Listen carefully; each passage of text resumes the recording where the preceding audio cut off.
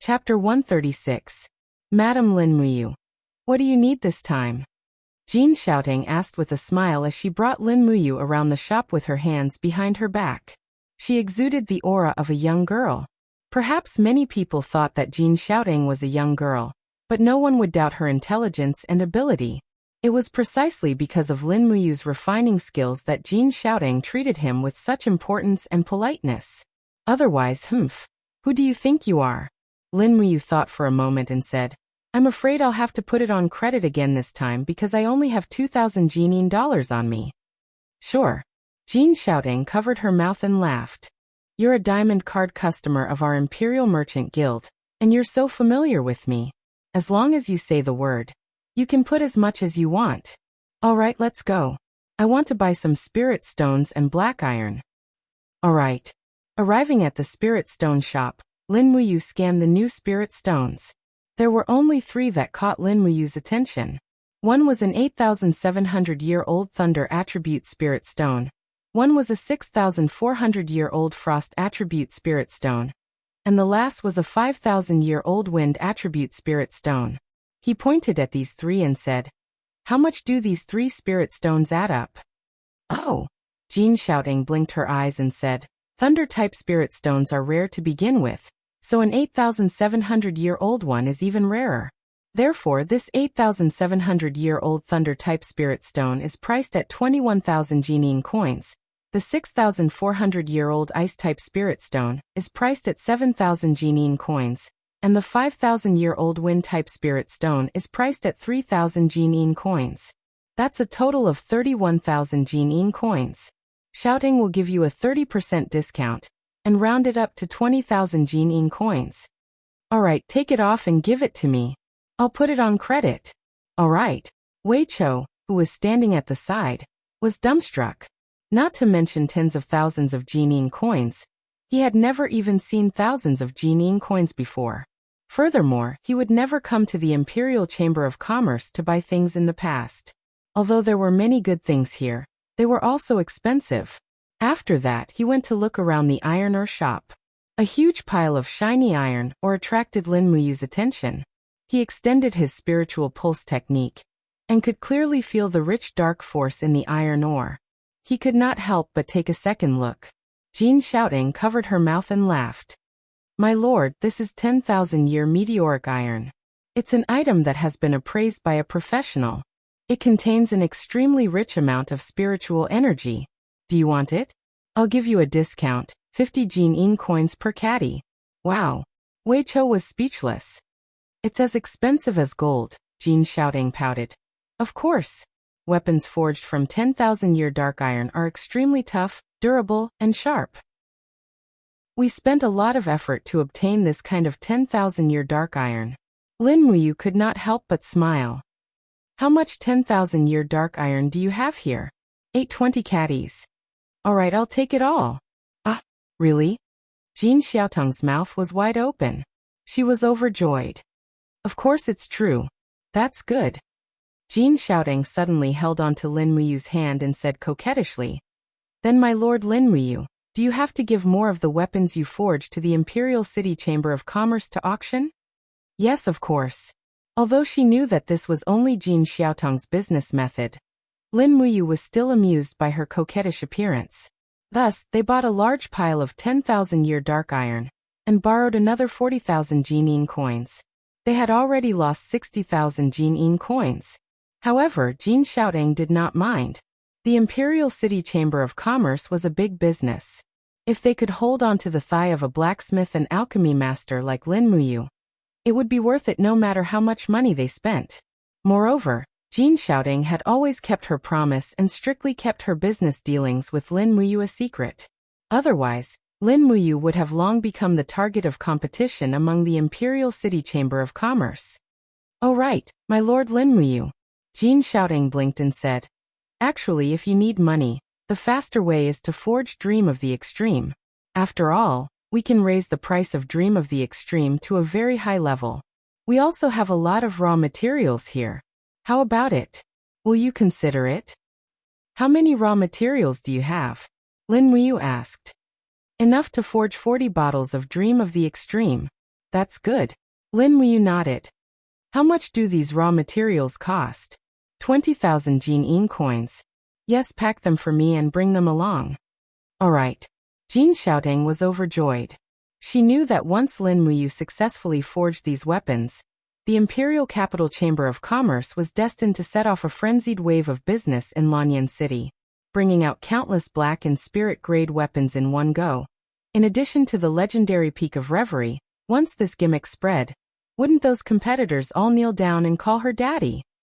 Jin Xiaotang felt uneasy when she thought about how the detestable boss of the Wulin Enterprise always looked at her with perverted eyes, and wanted to poach her to be the vice manager of the Wulin Enterprise. This time, as long as Lin Muyu forged these items for her, the Imperial City Chamber of Commerce would be able to snatch at least 30% of the customers from the Wulin Enterprise. She wanted to see how that damn fatty would cry when that happened. Oh, that's not right. Her father was also a damn fatty. Jin Xiaotang's expression kept changing. Lin Muyu and Wei Chou felt goosebumps when they saw her expression. Who knew that this beautiful girl had so many thoughts in her heart? Miss Xiaotang, I have another presumptuous request, Lin Muyu said. Jin Xiaotang was already very obedient. Hee, Lady Lin Muyu, please tell me. Oh no, brother Yu, please tell me. Xiaotang will try her best to fulfill your request. Give me another 10,000 Jin coins on credit. I want cash, Lin Muyu said as she touched her forehead. She was a little embarrassed to ask. This time, she had taken more than 90,000 Jin coins from the Imperial City Chamber of Commerce without giving anything to them. She looked like she could pack up and disappear at any time. However, Jin Xiaotang didn't even think about it. She smiled and said to the manager behind her, "Give 10 diamond coins to my brother Yu." Her shout had unknowingly shortened the distance between her and Lin Muyu. Although Lin Muyu knew that she would definitely be taken advantage of, it didn't matter. He liked doing business with this kind of person. When they left the Imperial City Chamber of Commerce with 10,000 Jin coins and a large amount of resources, Wei Chou's entire worldview was turned upside down. He said, "Lady, who are you? Why is Miss Jin Xiaotang of the Imperial City Chamber of Commerce so polite to you?" "You don't have to ask." Lin Muyu sighed and said, "I'm risking my life to earn money so that everyone in the Eagle Nest camp can have a better life. Look at our camp, it's no different from a pigsty." Wei Chou couldn't help but laugh out loud. "Then I thank you on behalf of my brothers." She gave all of the 10,000 Jin coins to Wei Chou and asked him to lead a group of Eagle Guards and Royal Guards to purchase daily necessities. She also contacted the Imperial City Stoneworks Department and spent a lot of money to buy a lot of stone and wood. She also hired a team of 50 people to go up to the Eagle Nest Mountain and began to build her new camp with great fanfare. The other Eagle Guards were so jealous that they wanted to die. Many Royal Guards had lived and slept in the wilderness on the Eagle Nest Mountain, but they had never received such treatment. Chu Huayin looked at the construction scene in the distance and said, "You're so ostentatious. Aren't you afraid that Zheng Yifan will use this opportunity to pick a fight? Did you forget how Lord Rong Hanyuan was executed? Zheng Yifan found a loophole. I'm very worried that Zheng Yifan will pick a fight with you and ask you where you got the money from." Lin Muyu took out a list from her pocket and said, "This is Miss Jin Xiaotang's list from the Imperial City's Chamber of Commerce. Don't worry, brother, I've thought about this thoroughly." "Okay, that's good." Chu Huayin smiled and said, "It wasn't easy for you and Yao to come to Lanyan City. It wasn't easy for me to get to where I am today. We must be careful. I'm Yao's relative, and so are you. We can't let anything happen to our family. Do you understand, you?" Lin Muyu's heart warmed. "Okay, I understand. Brother, don't worry, I'll be very careful." "Okay, that's good." "Oh right, is there a hidden place here? I want to find a place to refine medicine. The Eagle Nest camp is so rundown, there's no place for me." Chu Huayin muttered. "There's a cave at the back of the Eagle Nest Mountain. A 1,200-year-old black bear used to live there, but when the Eagle Nest camp was opened, Commander Feng Jixing and his men killed the bear and cooked it into a bear paw hot pot. That's why the cave has always been empty. If you don't mind, you can refine medicine in the cave. I'll bring my brothers to protect you." "Okay." Lin Muyu nodded happily and smiled. "Thank you, brother." Don't mention it. Chu Huayin patted his shoulder and smiled. We're family. Okay. At this moment, a cavalryman suddenly rushed up the mountain. After dismounting, he cupped his fists towards Chu Huayin and said, Lord Chu, a lady called Xiangxiang from the capital asked me to send you a message. She said to meet you on the 3rd floor of the Peace Restaurant tonight. Chu Huayin was stunned. He shook his head and said, Please help me send a message back to her. Chu Huayin is on a mission and doesn't have time for the whole day. Let's postpone the appointment. Chu Huayin has let her down. Lin Muyu was stunned. She seemed to have guessed something and said, Brother Chu, it's okay. You can go first. I can do it alone. Chu Huayin shook his head and said in a firm tone, No, I have to protect you the whole day. This is Commander Qin Lei's order. Furthermore, I don't want to lose any more family members. You don't have to say anything else. Let's go to the cave at the back of the mountain. Okay then. Lin Muyu didn't go against his wishes. She ordered a group of imperial guards to bring the iron ore and medicinal herbs to the back of the mountain. She followed behind Chu Huayin and looked at his handsome back. She felt a sense of family. Chu Huayin was like a big brother, protecting her and Chu Yao from harm. Even though he wasn't strong enough to fight against strong enemies, he wouldn't back down. Chapter 137. When they arrived at the back of the mountain, the snow had melted quite a bit, revealing a forest of green pines. Some maple trees that hadn't completely withered had fiery red leaves, bringing a hint of autumn to this cold winter. A group of imperial guards entered the cave with their weapons and searched for a while before reporting, Sir, there's nothing in the cave. Very good. Lin Muyu ordered for the iron ores and other things to be pushed in. Then Chu Huayin personally guarded the outside, leaving only Lin Muyu in the cave. She fastened the torch to the stone wall at the side, and found the most spacious place to place the iron ores and other things down. Then she looked to the side. Not bad. There was a small pool that could be used to cool weapons. Since forging consumed a lot of battle energy and physical strength, she refined the medicine first. He was already very familiar with refining Dream of Extreme Peaks. In less than an hour, he had refined a total of 47 bottles of Dream of Extreme Peaks. He packed up 40 bottles for Jin Xiaoting to sell, and kept the other 7 bottles for himself. Then he walked out of the cave and found Chu Huayin leaning against the rock wall with his eyes closed. He was humming a guqin with his eyes closed. This guy was indeed an elegant person. Compared to uncouth men like Qin Lei and Feng Jixing, he was more attractive to women. Are you done refining? Chu Huayin was stunned. It's still early. Lin Muyu smiled. I've just finished refining the medicine. As she said this, she took out 7 bottles of Dream of Extreme Peak and smiled. Brother Chu, do you know what this is? Could it be Dream of Extreme Peak? Chu Huayin was an intelligent person. He could tell from the look on Huaying's face that there were treasures in these small medicine bottles. Lin Muyu smiled and nodded. Yes, it's Dream of Extreme Peak. It's very beneficial to cultivators. Sleeping for 3 days might be equivalent to 3 years of cultivation. Here, these 7 bottles of medicine, Yu Feng Jixing and Qin Lei will each get a bottle. Perhaps Her Highness Yin can also send a bottle. Also, give Wei Chou a bottle. As for the rest, do as you see fit. Sister Chu Yao and Xiaoxi have already used it. This kind of medicine is only effective for the first time in a lifetime. If you drink it again, it will be useless. Use it with caution. Really? Chu Huayin was extremely excited, and his face was full of excitement as he said, You don't know this, but Commander Feng Jixing and Commander Qin Lei's cultivation is already close to the peak of the first level of the heavenly realm. Perhaps these 2 bottles of Dream Return to Extreme Peak can help them break through to the second level of the heavenly realm. Especially when the Divine Might Battalion is becoming more and more arrogant. It's like sending charcoal in a snowstorm. Lin Muyu nodded and said, Yes, but there's one thing. You'll be unconscious for 3 days. You must choose a good time, or else you might make a mistake. Don't worry, we know what to do. Alright, then I'll continue forging weapons.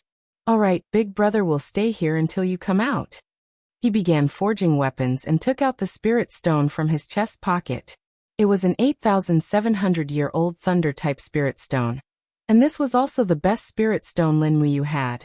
Whether or not he could break through to the saint rank weapon depended on the power of this spirit stone.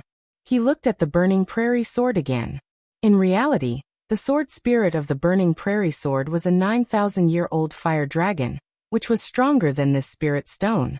However, at that time, it only used black iron, and not the 10,000-year black iron in front of him. Moreover, Lin Muyu's battle aura cultivation and fire refining skills at that time were not as good as they were now. The fire used to forge the burning prairie sword was the earth fire from the 3rd layer of the treasure refining cauldron. Now that he had the hellfire from the 5th layer, the quality of the weapon he forged would naturally be completely different. The power of thunder was powerful and domineering, so he would forge an extremely domineering weapon. A spear. In a cavalry battle, a spear could be considered the king of all weapons. If it was good enough, it would not be a problem to sell it for a sky-high price. Taking out more than 100 gene of 10,000-year black iron, she placed it on the ground and summoned the treasure refining cauldron. Immediately, the 10,000-year black iron began to float. Lin Muyu slowly spat out her battle aura, and the flames inside the cauldron suddenly rose. The scarlet hellfire began to burn the 10,000-year black iron. Moreover, Lin Muyu could also feel the vigorous spirit energy inside the 10,000-year black iron, as if many of the spirit energy elements were jumping in joy, waiting to be reborn. After almost an hour, the large piece of 10,000-year black iron was refined. Sparks flew everywhere as the impurities inside the black iron were continuously refined. This process took about 10 minutes. The entire piece of 10,000-year black iron had already become a fiery red ribbon flowing in the treasure refining cauldron, waiting to be condensed into a weapon at any time. Grabbing the 8,700-year-old thunder-type spirit stone, he placed it into the treasure refining cauldron. The outer layer quickly melted, and the hellfire burned fiercely. Not long after, the spirit stone had already cracked. Roar! It was actually a dragon-like creature, and its entire body was enshrouded in lightning. Lulu warned, "Big brother, it's a thunderhorn beast. Be careful, its power of thunder is very strong." As expected, the thunderhorn beast pounced over with its claws and fangs bared. It opened its huge mouth, and streaks of purple lightning gathered. It looked like it was about to spit out a killing blow at Lin Muyu. However, this treasure refining cauldron was originally Lin Muyu's territory, so the thunderhorned beast naturally could not be arrogant. Leaping forward, Lin Muyu did not wait for the thunderhorn beast to attack and punched it. 3 luminaries, all life calamity. Pung. Defeating the enemy with a single strike, the thunderhorn beast's beast spirit was destroyed in the blink of an eye. The spirit stone could only store no more than 50% of the body's spiritual power, not to mention that it was still in the treasure refining cauldron. How could it withstand the attack of the 3rd luminaries? The thunderhorn beast's mournful wails slowly seeped into the pile of iron liquid. Lulu also quickly provided a series of spear molds. Lin Muyu chose one that looked extremely dazzling. Slowly gathering her strength, she reserved a space in the treasure refining cauldron.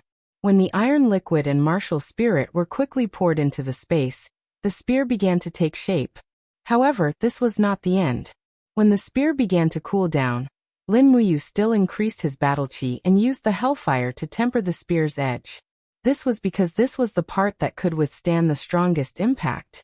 When the spear pierced through the enemy's body, the spear's mission could be to break bones or break armor. Who knew? Under the spirit pulse technique, Lin Muyu's spiritual sense slowly spread out. When his spiritual sense was close to the spear's edge, he could even see the fine structure of the spear's edge as if he had turned on the microscope mode. Therefore, the precision of the forging process was also raised to the extreme. This was something that he did not expect. The spirit pulse technique could actually have such a magical effect in weapon forging. The entire process took a full 3 hours. Finally, the spear was forged. Poochie! The spear fell into the pool of water, stirring up waves of steam. Lin Muyu quickly picked up the spear and weighed it in his hand. The spear's shaft was not bad because it was hollow. Otherwise, it would not be called a spear, but an iron spear. After thinking for a while, he used the hellfire to temper the spear's shaft and wrote the name of the spear. Purgatory Thunder Spear. What a good name. a lightning spear forged with the hellfire. After feeling proud for a while, he continued forging the next weapon. The second weapon was forged with the 6,400-year-old frost spirit stone. Lin Muyu thought for a while, and decided to forge a battle saber. After all, he had not forged any saber-type weapon that he was proud of. Battle sabers were one of the most common weapons on the battlefield. They were large in size and were very suitable for charging and breaking through enemy lines. In fact, they were even more valuable than swords. He continued to temper the 10,000-year meteoric iron. This process did not change. Next, he began to refine the 6,400-year-old spirit stone. This time, it was much simpler. When the beast's soul broke out of the shell and tried to bite him, he easily subdued it with the one chaos of the common people and successfully refined it. He chose a very domineering and powerful battle saber mold, which also increased the weight of the entire saber to more than 50 kilograms. Moreover, the saber's entire body was ice blue because of the soul refining technique. When he swung it, there would be streams of icy air floating around it. Therefore, he named it the Ice Soul Saber. At the same time, he also carved the words, Ice Soul Saber, on the body of the saber, although the handwriting was slightly ugly. At this moment, he felt that the battle energy in his body had been depleted to about 30%. By the time he left the cave, the sky was completely dark. Chu Huayin had lit a bonfire outside, and was warming himself with a group of Imperial Guard dragon guards. There was half a wild boar on the bonfire. It looked like a dried wild boar. Oil kept dripping onto the bonfire, making a sizzling sound. When he saw Lin Muyu walk out, Chu Huayin smiled and said, You're here. Come and eat something with us. We've warmed the wine, so it's good to drink some to warm up. Lin Muyu could not have asked for more. He took the opportunity to sit next to Chu Huayin. A dragon guard immediately cut a piece of fat meat for him and said with a smile, Sir Lin, eat more. Although the dragon guard's status was much higher than the eagle guards, all the dragon guards had to be respectful to Lin Muyu because of his strength. He chewed on the fragrant wild boar meat and drank a mouthful of wine. He immediately felt like he was in heaven. After continuously forging the Purgatory Lightning Spear and the Ice Soul Blade, Lin Muyu had already used up a lot of his energy. Now that he was eating meat and drinking wine, he naturally felt that he had nothing else. He couldn't help but let out a satisfied laugh. This feels so good. Chu Huayin laughed. Who exactly are you? You're actually able to master medicine refinement and weapon forging at the same time. From what I know, I don't think there's anyone like you. Lin Muyu didn't want to answer, nor did he know how to answer. Thus he said, There are some secrets. It's fine if Brother Chu doesn't know. Anyway, I'll always treat Brother Chu and Sister Chu Ya well. That's enough. That's true. Eat more. After eating and drinking to his heart's content, his energy had recovered quite a bit. He continued to forge weapons. The next item he made was the 5,100-year-old poisonous spiked demon spirit stone. Furthermore, Lin Muyu had the wildest idea of mixing this spirit stone with 10,000-year-old dark steel to forge a longbow. Of course, he only forged the bow. Then he used a loathsome ox tendon that he bought from the Imperial Merchant Guild to make the bowstring. This was considered a great success. He asked for an arrow from the royal guard, then knocked an arrow. When he pulled the bowstring, the bow demon spirit bows Jia hissed from the bow. Then, a streak of poisonous spiritual energy surged into the arrow. With a whoosh, it shot into the distance and sank into the rocks. When he ran over to pull out the arrow, he saw that the damaged rocks had become charred black. This was a sign that the arrow had been poisoned. This bow was really good. It had automatically been coated with poison. He even gave it a domineering name, Demon Devouring Bow. In actuality, Lin Muyu already had a plan in mind. This bow was too much of a waste for her to use. She should give it to Wei Chou. His archery skills could be said to be unique in the Eagle Nest camp. It wouldn't be a waste for him to use this Demon Devouring Bow. Furthermore, if she gave this Demon Devouring Bow to Wei Chou, then Wei Chou was destined to follow Lin Muyu for the rest of his life. Chapter 138. After that, he rested for a while and forged 4 more weapons. He named them Gale Blade, Fire Devouring Sword and Green Rock Spear. Of course, since he had 2 stone ape spirit stones, he also had 2 green rock spears. When he wielded them, there was an unusually thick feeling that flowed into his palm. This was a characteristic of the rock-type soul-refining weapon. Phew! Lin Muyu took a deep breath and sat in the middle of a pile of weapons. He closed his eyes and rested for a while. About 2 hours later he woke up. The depleted do qi in his body had recovered by about half. Another thing that surprised him was that the strength of his soul seemed to have increased a lot. His spiritual sense had become much more sensitive. He picked up the 7 weapons on the ground and left the cave. It was already the next morning. Chu Huayin rubbed his eyes and smiled. Are you done? Yes, thank you, Brother Chu. Lin Muyu wrapped the pile of weapons in black cloth and placed them on a carriage. After all, this pile of weapons weighed about 700 to 800 kilograms. If a warhorse were to carry it, no matter how good it was, it would not be able to bear it. The most important thing now was to go to the capital's trading company to sell these weapons, and sell them for money to repay Jin Xiaotang. Chu Huayin still led a few dragon guards and followed closely behind. When the carriage arrived at the mountain road, Wei Chou and a group of eagle guards also followed. Wei Chou shouted from afar, "Madam, we will go with you. There is not enough stone on the mountain. We need to buy another batch." Okay. Lin Muyu nodded. After thinking for a while, he stopped the carriage by the side of the road. He took out a shiny longbow from the black cloth and handed it to Wei Chou. He smiled and said, "This bow is for you. See if it is useful." Pa. Wei Chou caught the demon-devouring bow, and immediately, a fiery hot spiritual energy flowed from the bow into his palm. There was also the faint roar of a spirit beast. He took out an arrow, nocked it, and aimed into the distance. Immediately, ripples of energy appeared on the bowstring, and the venom automatically coated the arrowhead. With a so sound, the arrow left the bowstring and shot down a flying bird. It didn't even have the time to cry out before it was shot dead. "My lord." Wei Chou had some doubt on his face as he said, This is a soul-refined bow, right?" "Yes, what's wrong?" Lin Muyu asked. Wei Chou revealed an awkward expression and said, "There are very few bow craftsmen among the blacksmiths to begin with, and the number of people who can refine souls can be counted on one hand. That's why longbows that have been refined with souls on the market are all sold for at least 1,000 Jin coins. My lord, I cannot accept such an expensive gift." Lin Muyu couldn't help but smile.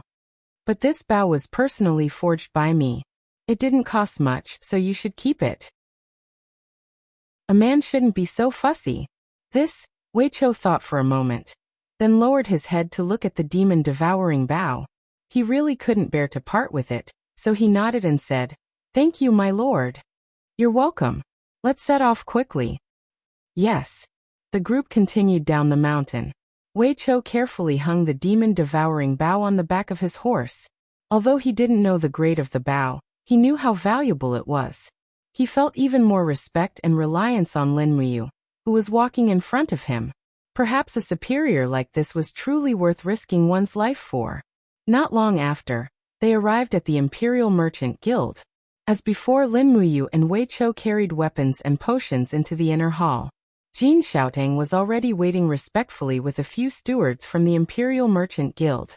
When she saw Lin Muyu's horse pulling the carriage, Jin Xiaotang revealed a cheerful smile and said, "Our esteemed guest has arrived. It seems that our goods have been settled." "Are you done?" Jin Xiaotang came forward and said with a smile, "Big brother, your forging speed is truly godly. I heard that those master blacksmiths have to repeatedly quench and refine their weapons. They won't be able to forge a decent weapon without at least half a month, but you're actually so different from the rest." Lin Muyu rubbed her nose and smiled. "I just have a few tricks up my sleeve. Alright, the weapons have been delivered to you. Miss Xiaotang, quickly have someone appraise the grade of the weapons." "Alright." Lin Muyu raised her hand and placed the 6 heavy weapons on the table, causing the table to buzz. Jin Xiaotang smiled and said to the group of stewards behind her, "Call the appraisers over." Yes. A few minutes later, a total of 3 appraisers appeared in the inner hall. The first to be appraised were 2 green rock spears. They were almost identical green rock spears because they were made by Lin Muyu, using the same mold. Regardless of weight, length, or pattern, they were all the same. The only difference was the 3 words Green Rock Spear, written on the spear's handle. An old appraiser with a grizzled beard slowly brushed his palm over the spear's handle and blade, feeling the sharpness of the spear's blade, and the strength of the refined soul.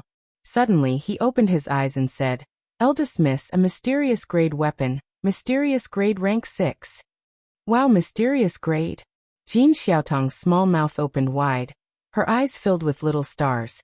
"There's actually a mysterious grade, that's great. Big brother you're simply super amazing." Lin Muyu touched her nose. "So I'm actually that amazing?" Continuing to confirm, the other Green Rock Spear was also appraised as mysterious grade rank 6. The Zephyr Blade and Fire Devouring Sword were both appraised as mysterious grade rank 7. Although rank 7 was relatively low, it was still a mysterious grade. This was already considered rare. Although there were many mysterious grade weapons in Yanlan City, most of them were controlled by the nobles, and some of them were in the hands of the generals. The Imperial Merchant Guild was the economic and trade center of the entire Imperial Merchant Guild, but they only had 2 mysterious grade weapons. Following that, the old appraiser's palm lightly touched the Ice Soul Blade. Immediately, there was a faint roar of an ice spirit beast. At the same time, the icy air condensed into snowflakes that lingered around the old appraiser's palm. He immediately shivered and said, This blade is mysterious grade rank 5. Rank 5? Jin Xiaoting jumped up in excitement and clapped with a smile. The Imperial Merchant Guild finally has a weapon above mysterious grade rank 5. This is great. The corner of Lin Muyu's mouth curled up, and she said with a smile, "Don't be too excited yet. Look at that Purgatory Lightning Spear. That's my proudest work this time. I believe it won't disappoint Miss Xiaoting." Oh.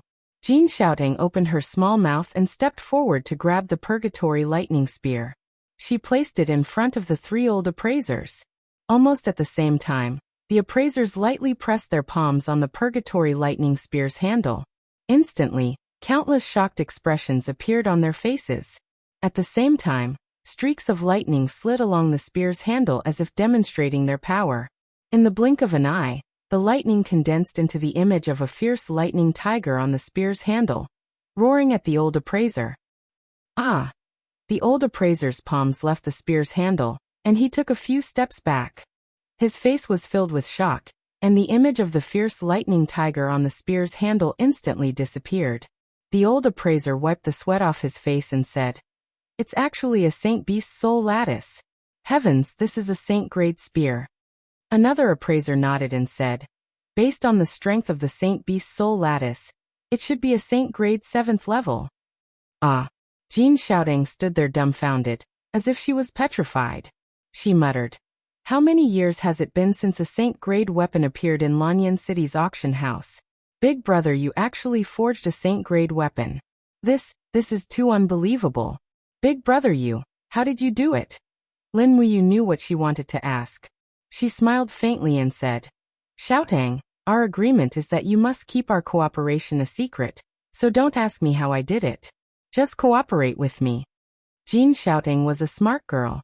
She nodded and said with a smile, "Xiaoting understands. A total of 6 weapons are all here. Also, where are the 40 bottles of Dream of the Extreme Peaks that I promised Xiaoting?" "Oh, here they are." Lin Muyu hurriedly took out the 40 bottles and handed them over. Jin Xiaoting looked at the bottles of Dream of the Extreme Peaks and smiled so widely that she could hardly close her mouth.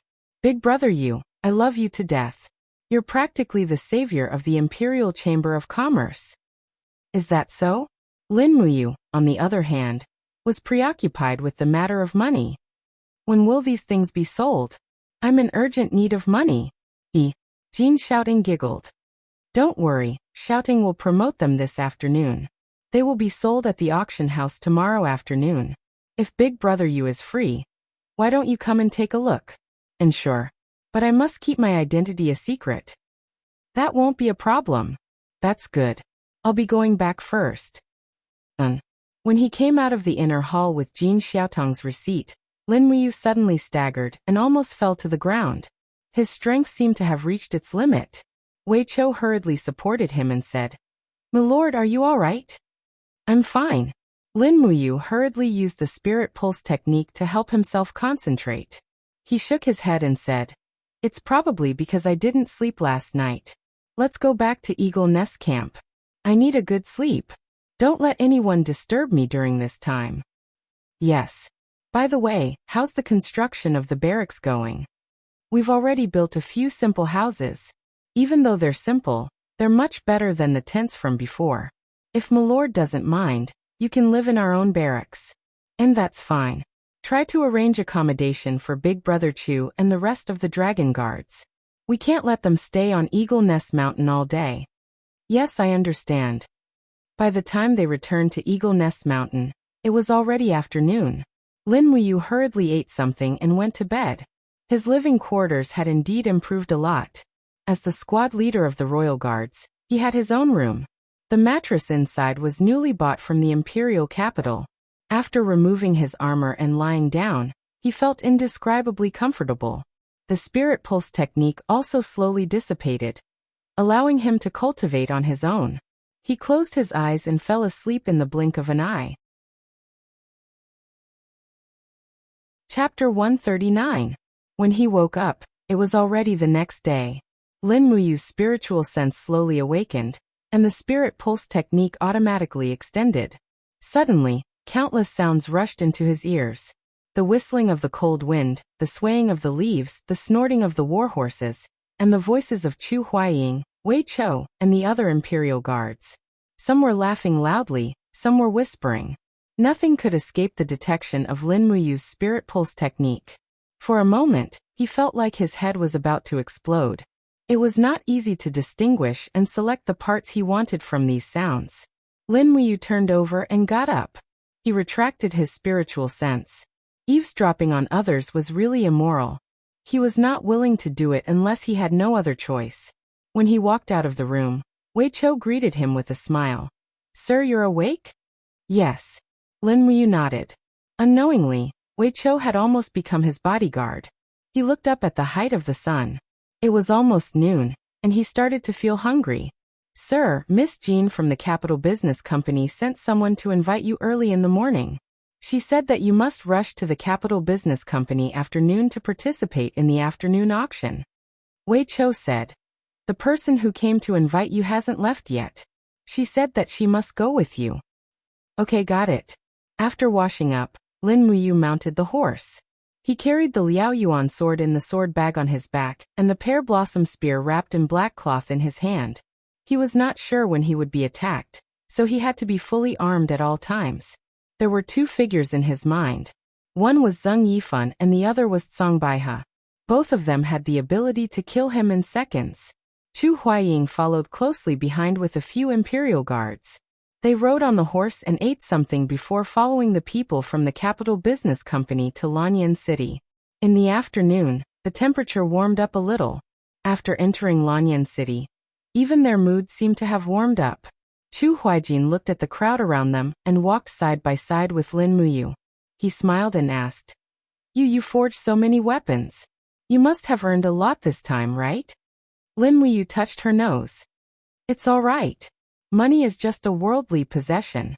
I don't value it that much. How do you plan on spending this money?" Chu Huayin asked. Lin Muyu didn't know what to do with it. She pondered for a moment and said, "I haven't thought of what to do with it either. Does Brother Chu have any good suggestions?" Chu Huayin couldn't help but laugh. I don't know either. Big Brother has never had much money, so he doesn't know how to spend it." "All right then." Not long after, they arrived at the Capital Business Company. From afar, they could see many luxurious carriages parked in the open space in front of the Capital Business Company. It was obvious that many high-ranking officials and nobles had come. Many of the carriages' curtains were embroidered with purple flowers in gold. That was an emblem that only officials of at least third rank and above were qualified to wear. This time, Lin Muyu brought the 10 royal guards into the back hall of the Imperial Chamber of Commerce. Jin Xiaotang personally received them and led them through a few corridors before entering a large room. There were a few mercenaries standing guard at the side. However, when these mercenaries saw Lin Muyu, Chu Huaying, and the others' armor and insignia, they were all surprised.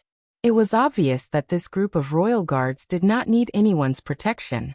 They had the strength to look down on the Imperial Chamber of Commerce. There was no doubt about this. Whoosh! Jean shouting opened the 3 curtains at the back of the room. Outside was a square that was already crowded with people. She smiled and said, "Here, this is our Capital Business Company's VIP room. From this room, you can overlook everything in the auction house. Brother you can stay here. Xiaotang will accompany you to watch the entire auction." Thank you, Miss Xiaotang. You're welcome. We're on the same side, aren't we? Jean Xiaotang covered her mouth and smiled. The cute expression of a young girl was intoxicating. However, Lin Muyu was from a business family, so she naturally knew that this was a means of communication. She didn't mind and nodded politely with a smile. Chu Huayin and the other dragon guards also approached the windowsill and looked down at everything in the auction house. Suddenly he frowned and said, "Isn't that young Master Ling Feng, the son of the State General Ling Nantian? He actually came to the auction house. This is really strange. I heard that young Master Ling Feng has been cultivating in his mansion for many years and never goes out." Jean Xiaotang giggled. "This is enough to prove the value of this batch of weapons." Chu Huayin nodded. "You is really not simple." Another dragon guard narrowed his eyes and said, "Lord Chu, look, another group of people has arrived." At the entrance of the auction house, a group of armored guardian knights surrounded a person and walked in. The person in the middle was handsome and had an arrogant look in his eyes. It was obvious that he was not from an ordinary family. "It's Yuan Lian." Chu Huayin smiled faintly. "Yuan Lian?" Lin Muyu was stunned. "Who is he?" "He's the son of the third-rank State General Yuan Xia. I heard that he just entered the Heaven Realm not long ago." "That's indeed not simple." The corner of Lin Muyu's mouth curled up. He did not care how strong these people were. He only cared about how much these people liked the weapons he had forged. In his eyes, whether it was Ling Feng or Yuan Lian, they were actually here to give him money. But then again, there were indeed hidden dragons and crouching tigers in the capital. Other than Feng Jixing, Qin Lei, and the others, there was also a Heaven Realm expert like Yuan Lian. Even Ling Feng's power pulse was at the Heaven Realm. He was not simple at all. The crowd was bustling and more people came. The auction in the afternoon was getting closer and closer. After the time it took for a joss stick to burn, Jean Xiaotang stood beside Lin Muyu. She gently waved her hand and drew a circle in the air. Immediately, the supervisor in the auction house nodded and went to give some instructions to his subordinates. Dang dang dang. The golden gong sounded, and everyone in the auction house became solemn. Soon, a beautiful girl walked up to the stage with a scroll in her hand. She smiled and said in a clear voice, "Ladies and gentlemen, first of all, welcome to the Chamber of Commerce in the capital. I'm one of the managers of the Chamber of Commerce, Pan Zyridium. If Miss Jean Xiaotang doesn't mind, I'll be the executor of this auction." Lin Muyu squinted her eyes and looked at the audience. Pan Zyridium was dressed in a beautiful purple dress. As for her looks, she was not bad, with a score of 8. She could not compare to Qin Yin and Tang Xiaoxi, who were peerless beauties with a score of 10. However, if she was placed in Tongtian Street, she would be the overlord of all beauties, and her name was quite nice. On the stage, Pan Zyridium was already skillfully introducing the auction items in the afternoon. After a long speech, she said, "First, let's welcome the first auction item." A burly man walked up to the stage with a pitch-black battle axe on his shoulder. Pan Zyridium walked up and grabbed the handle of the axe with both hands. She groaned but still could not lift it up. The axe slid down the burly man's shoulder and fell to the ground, smashing a hole in the floor. Pan Zyridium covered her red lips and revealed an awkward expression. She smiled and said, "Aha, I'm too weak to lift this axe for the time being. Let me introduce it this way. This axe is called Mountain Splitting Axe. It's 1.2 meters long and weighs 78 kilograms. It's a third-stage spirit grade, and it's very sharp. The starting price is 500 Jining coins. Alright, everyone has started bidding." Lin Muyu looked at Jean Xiaotang with a puzzled expression. Jean Xiaotang burst into laughter. Jean Xiaotang giggled and said, Brother Ayu, this auction will last for at least 2 hours. Of course, we need something to start the auction, so I found a few spirit weapons. You have to understand Xiaotong's way of doing business. I understand. Lin Muyu laughed and continued watching. The first auction item was actually a spirit grade. It immediately attracted a wave of boos. Lin Muyu extended her spiritual pulse technique and could clearly hear the young master of the state general's residence, Ling Feng, chuckling. She dares to use a mere spirit grade to fool people. Looks like Jin Xiaoting doesn't have anything good to offer. How disappointing. As expected, the spirit grade axe did not fetch a high price. In the end, it was sold for 2,400 Jinin coins. It was won by a burly general. Judging from the emblem on his shoulder, he was from the Divine Might Battalion. Lin Muyu immediately frowned and said, "Is the general of the Divine Might Battalion that rich? 2,400 Jinin coins is not a small number." Chu Huijin's gaze was stern as he said, "The Divine Might Battalion is the private army of the Divine Marquis, Zhen Yifan, so they don't need to carry out any missions. Many of them work as mercenaries and work for others to earn money. They have also done many things like robbing and robbing. What's funny is that Zhen Yifan didn't restrain his subordinates. Instead, he killed the deputy commander of the Imperial Army, General Song Hanyuan, for the crime of farming. How infuriating." Lin Muyu snorted coldly. A cold glint appeared in her eyes. Even now, she could still hear Qin Lei's unwilling roar. The dignified son of a prince, the commander of the Imperial Army, and one of the 6 great white-robed Imperial Guards had to endure such humiliation. Who would have thought that? Very quickly, a total of 9 spirit-grade weapons were auctioned off. The most expensive was the first-rank spirit-grade sword, the Green Rock Spear. There were 2 of them in total, and both belonged to Lin Muyu. The final price was 8,700 Jinin coins. This also made Lin Muyu relax. If these spirit-grade weapons could be sold for such a high price, then her mysterious and saint-grade weapons would definitely not be too bad. She definitely wouldn't have any problems earning back her capital. At this moment, a general dressed in the Imperial Army's uniform, who had the rank of a chiliarch, shouted loudly, "Hey Pan Zian! I'm here for the mysterious grade weapons that you're talking about. You're trying to fool us with these spirit-grade weapons. That's enough. Hurry up and take out your shop's treasures.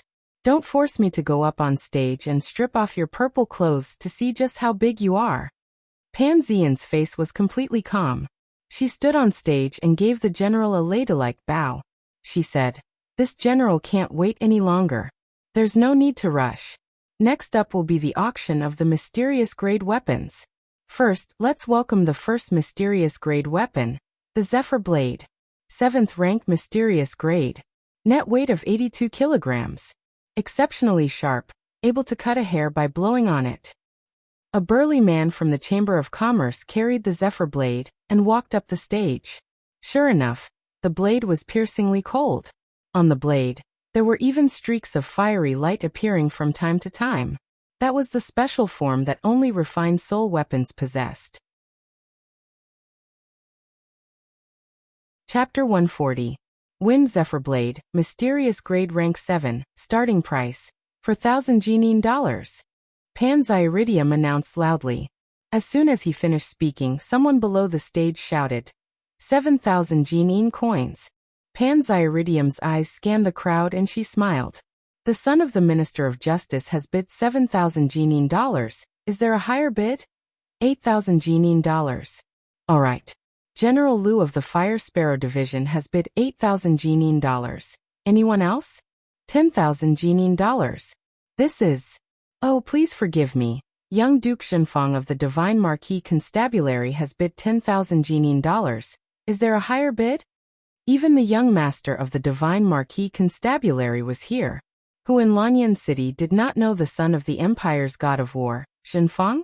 Moreover, Zhenfang was wearing a Divine Temple battle robe that was almost identical to Lin Muyu's, and had a deacon badge. It was too eye-catching. Looks like the Divine Marquis Constabulary is also paying attention to this auction. Jin Xiaoting covered her mouth and laughed. Lin Muyu glanced at her, but did not blame her. After all, She was a businesswoman and was more concerned about profits than who she was doing business with. She did not care about the feud between Lin Muyu and the Divine Marquis Constabulary because it had nothing to do with her. After Zhenfang bid 10,000 Jinin dollars, there was no response for a long time. Panzai Iridium was about to close the bid when another voice rang out. 12,000 Jinin dollars. The bidder was Ling Feng. Panzai Iridium could not help but smile. All right, young Master Ling Feng of the State General's residence has bid 12,000 Jinin dollars. Young Duke Zhenfang, do you want to increase the bid? Zhenfang crossed his arms and looked at Ling Feng from afar with an arrogant look in his eyes. He said, since the young master likes this fierce wind saber so much, then I, Zhenfang, will not take what others like.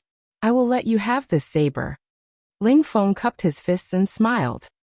Thank you, young Duke Zhenfang. Lin Muyu could not help but chuckle to herself. It seemed like the National General's residence and the Divine Marquis residence were at loggerheads. Although Lanyan City looked prosperous, there were many forces and undercurrents. Looks like the Divine Marquis residence is not very rich. Zhenfang actually gave up so easily. A dragon guard laughed. Lin Muyu shook her head and said indifferently, no, Zhenfang is just saving the money to wait for the weapon he wants. Oh. The dragon guards were stunned. In the end, the Zephyr Blade was priced at 12,000 Jinin coins, which was already out of Lin Muyu's expectations. The next weapon up for auction was the fire-devouring sword. The final price was 13,500 Jinin coins. Sword-type weapons were indeed much more expensive than other weapons. At this point, Lin Muyu had already sold 4 of his weapons, earning him a total of 42,900 Jinin coins. He leisurely leaned against the windowsill and smiled as he looked down at the entire auction hall. The highlight was yet to come. Next, it's a divine weapon. Panzai smiled. Behind her, 2 brawny men walked over with a saber. Panzai wiped the back of the saber with her palm, and a layer of frost appeared in the air. She stuck out her tongue and smiled. It's so cold. This saber is called the Ice Soul Saber, Profound Grade Rank 5. The starting bid is 10,000 Jinin coins. The blade is so sharp that it's extremely rare. Heroes who are well versed in saber skills don't miss it. Immediately, Zhenfang raised his arm and said, 15,000 Jinin coins. Although the Ice Soul Saber was mysterious rank 5, which was only 2 grades higher than the fire-devouring sword, the difference between the two was like heaven and earth. Therefore, even the starting price was on a completely different level. 18,000 Jinin coins. Yuan Lian called out slowly. Then Ling Feng raised his arm and said in a low voice, 22,000 Jinin coins. 25,000 Jinin coins. Instantly, the scene went completely out of control. There was an uproar in the hall. No one expected the Ice Soul Saber to be so popular, and the descendants of the aristocratic families were determined to get it. Zhenfang clenched his teeth and raised his arm again. 30,000 Jinin coins. Everyone was silent. No matter how good the Ice Soul Saber was, it was too much for a mysterious rank 5 weapon to be sold at such a price. Yuan Lian's gaze was cold and he did not speak anymore. This price had exceeded his psychological barrier. After all, the National Protector General's residence did not have as much income as the Divine Marquis residence. Moreover, Zheng Yifan had students all over the world. Every year, the generals who came to the imperial capital from all the provinces of the empire to present gifts to him could break the threshold. The wealth of the Divine Marquis residence was well known. Even Ling Feng of the National Protector General's residence cupped his fists and smiled. Since the young duke is determined to get it, then this Ice Soul Saber shall be yours. Zhenfang nodded and did not reply. He ordered his servant to carry a bag of diamond coins to the backstage for the transaction. Unknowingly, the auction had been going on for more than an hour. At this time, the finale had finally arrived. 2 burly men from the Chamber of Commerce carried a spear wrapped in a black cloth onto the stage. Pan Zian walked forward and slowly held the spear's shaft. Vital energy flowed between her fingers. Suddenly, she shouted and her vital energy shattered the cloth, revealing the true appearance of the Purgatory Lightning Spear. Roar! Bolts of lightning slid along the spear's shaft, crackling as if demonstrating. In the blink of an eye, they condensed into the image of a ferocious lightning tiger on the spear's shaft. It roared angrily at the crowd below the stage, displaying the demeanor of a king. Heavenly. Saint Beast's soul. Zhen Fang was stunned. Ling Feng's mouth was also agape. Oh my god. The Imperial City Chamber of Commerce really got their hands on a saint-grade weapon. This, the trading house of Lanyan City, is going to change. Pan Ziyan's smile widened as he caressed the spear's shaft. The soul of the Purgatory Lightning Spear is a lightning spirit beast from the 8700s. It's a 7th level saint grade, and can already condense a saint beast's soul. This is the most powerful weapon our auction house has ever auctioned, so I don't need to elaborate on its value and significance. The starting bid is 30,000 Jin-in coins. If you like the spear technique, don't miss it. 50,000 Jin-in coins. Before Pan Ziyan's voice could fade, Zhen Fang had already raised his arm. It seemed like he was really determined to get this Purgatory Lightning Spear. 70,000 Jin-in coins. Ling Feng of the State Guarding General's residence smiled lazily, and raised the bid by 20,000 Jin-in coins. It was as if 20,000 Jin-in coins were just a number to him, and meant nothing. Zhen Fang was startled. He gritted his teeth and raised his arm again. 80,000 Jin-in coins. Ling Feng looked at Zhen Fang from afar and smiled. 100,000 Jin-in coins. The bidding between the two left the National Protector General's residence's young master, Yuan Lian, speechless. Zhen Fang gritted his teeth and looked at Ling Feng from afar. It seems like the National Protector General's residence made a fortune by excavating minerals in the Qinling Mountains. This rumor is true. Ling Feng said coldly. The National Protector General's residence is merely carrying out His Majesty's mission.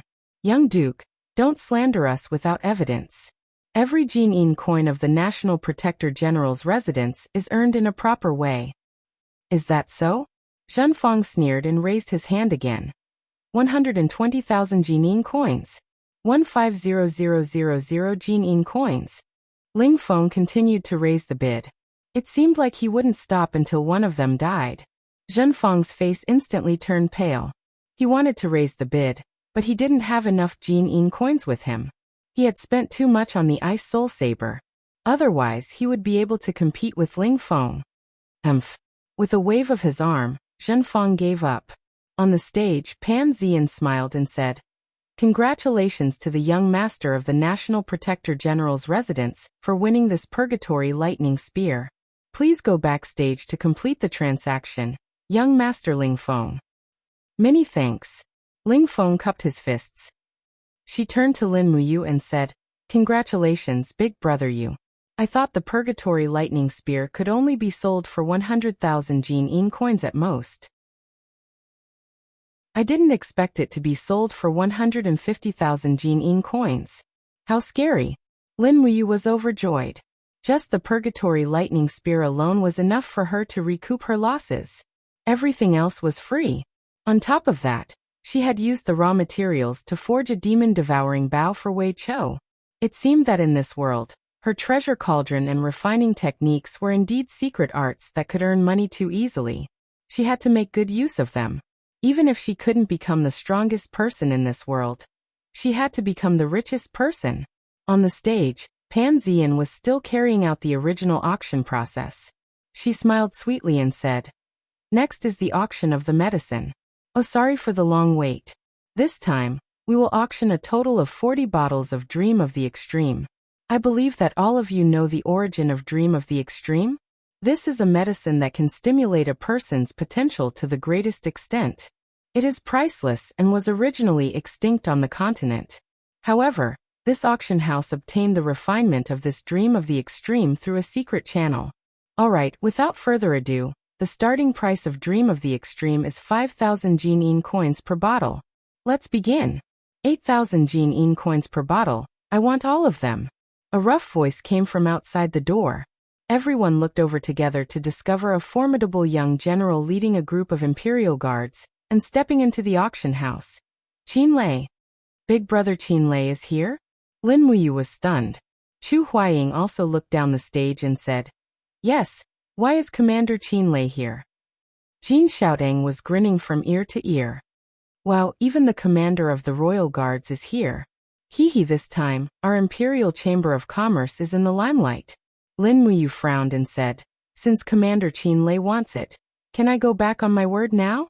Shouting, can you stop the auction and sell all of these Dream of the Extreme to Commander Qin in private? Jin Shouting blinked. Yes, I'll do it. As she spoke, she walked to the window and crossed her arms in front of the stage. Pan Ziyan, who was on the stage, saw this and nodded. He smiled and said, I'm sorry everyone, something cropped up at the last minute. The auction of Dream of the Extreme will stop now. What? Qin Lei didn't understand.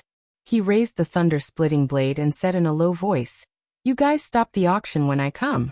What kind of logic is this? Zhen Feng, Ling Feng, and the rest all expressed their dissatisfaction. Jin Shouting said from upstairs, Commander Qin Lei, please come to the back hall. I have something to say. Not long after, the furious Qin Lei entered the back hall of the Chamber of Commerce. Just as he was about to flip out, he saw Lin Muyu, Chu Huaying, and Jin Shouting walking over together. You, Chu Huaying? You guys. Qin Lei's eyes widened. Jin Shouting giggled. Commander Qin Lei, can't you tell? The refiner of Dream of the Extreme is Lin Muyu. Ah, this time, Qin Lei was even more shocked. You actually has the ability to refine Dream of the Extreme? Chapter 141. Commander Qin Lei is really muddle-headed this time. Chu Huaying laughed at the side. If you wasn't well-versed in the art of alchemy, how could he have cured Her Highness Yin's dragon snake poison in the dragon-seeking forest? Moreover, it's a dragon snake that's about to turn into a dragon. One can imagine how strong its poison is. Qin Lei slapped his forehead and said with a smile, so that's how it is. I indeed didn't think of all this. Right, you, since you're able to refine the peak of Reverie Dream. Then Big Brother Qin Lei boldly wants to make a request of you. How about it? Go ahead, Big Brother. Lin Muyu smiled in response. It's like this. Qin Lei walked forward and placed the thunder-split blade on the table. You know the strength of the Imperial Guards. Although they're the strongest military force in Lanyan City, you've also seen the strength of the sanctuary masters like Zhen Yifan and the Pale Crane. The Imperial Guards aren't strong enough. As the commander of the Imperial Guards, I want to give each of them a bottle of Dream of the Extreme. This means that you have to give me a total of 206 bottles of Dream of the Extreme. How about it? Can you do it? The raw material for Dream of the Extreme is the Empire's forbidden medicine, the seven-colored lotus. Lin Muyu frowned and looked at Jin Shouting. I wonder how many seven-colored lotus the Empire's trading house has left. Jin Shouting pursed her red lips and said, the seven-colored lotus is a forbidden medicine, so there is a limit to the amount of seven-colored lotus in the trading firm. Previously, I gave almost all of my stock to Brother Ayu. If I were to buy more, it would be hard for me to absolve myself from the blame if the Imperial Guards or the Divine Might Battalion found out. Shouting is just a merchant. I don't want to be interrogated by the Fire Sparrow Division. Qin Lei laughed. That's easy. As the commander of the Imperial Guards, I can't do much else, but I can write a document for you and stamp it with the Imperial Guards military order. No matter how many seven-colored lotus you buy, no one will make things difficult for you. Really? That's great. Jin Shouting cheered excitedly. Qin Lei quickly wrote the document and stamped it with a golden seal. Then he said, oh right, can you give me 40 bottles of Dream of the Extreme first? 8,000 Jin coins per bottle, no bargaining. Lin Muyu hurriedly said, no need. Since it's Big Brother Qin Lei who wants it, then there's no need for it to be so expensive. Besides, I don't know what to do with so much money right now. Qin Lei shook his head. What you've said is wrong. The money for dreaming of returning to Zenith Peak. Moreover, I've directly applied to His Majesty for the Ministry of Revenue to allocate this money. Every year, the Ministry of Revenue collects so much tax money, and it should be used in this place. Qin Lei, don't use it. I'm afraid that those high officials and nobles will also use this money to take in concubines and purchase treasures. Therefore, you don't have to be polite. Since that's the case, I'll gladly accept. Yes, that's right. Qinlei waved his hand, and a few royal guards behind him carried heavy bags over. When they opened them, they saw that they were all brand new diamond coins. 40 bottles of Dream of the Zenith, each bottle was 8,000, and a total of 320,000 Jinin coins, which was also 320 diamond coins. They were very heavy, and with a clang sound, they landed on the table. This sound made Lin Muyu and Jin Xiaotong's hearts burst with joy. The manager of the back hall did some calculations and said, "The items that Lady Lin Muyu consigned for sale were sold for a total of 542,900 Jinin coins. After deducting 10% of the processing fee, we can earn a total of 488,610 Jinin coins. According to Miss Xiaotong's suggestion, give us a round figure of 490,000 Jinin coins.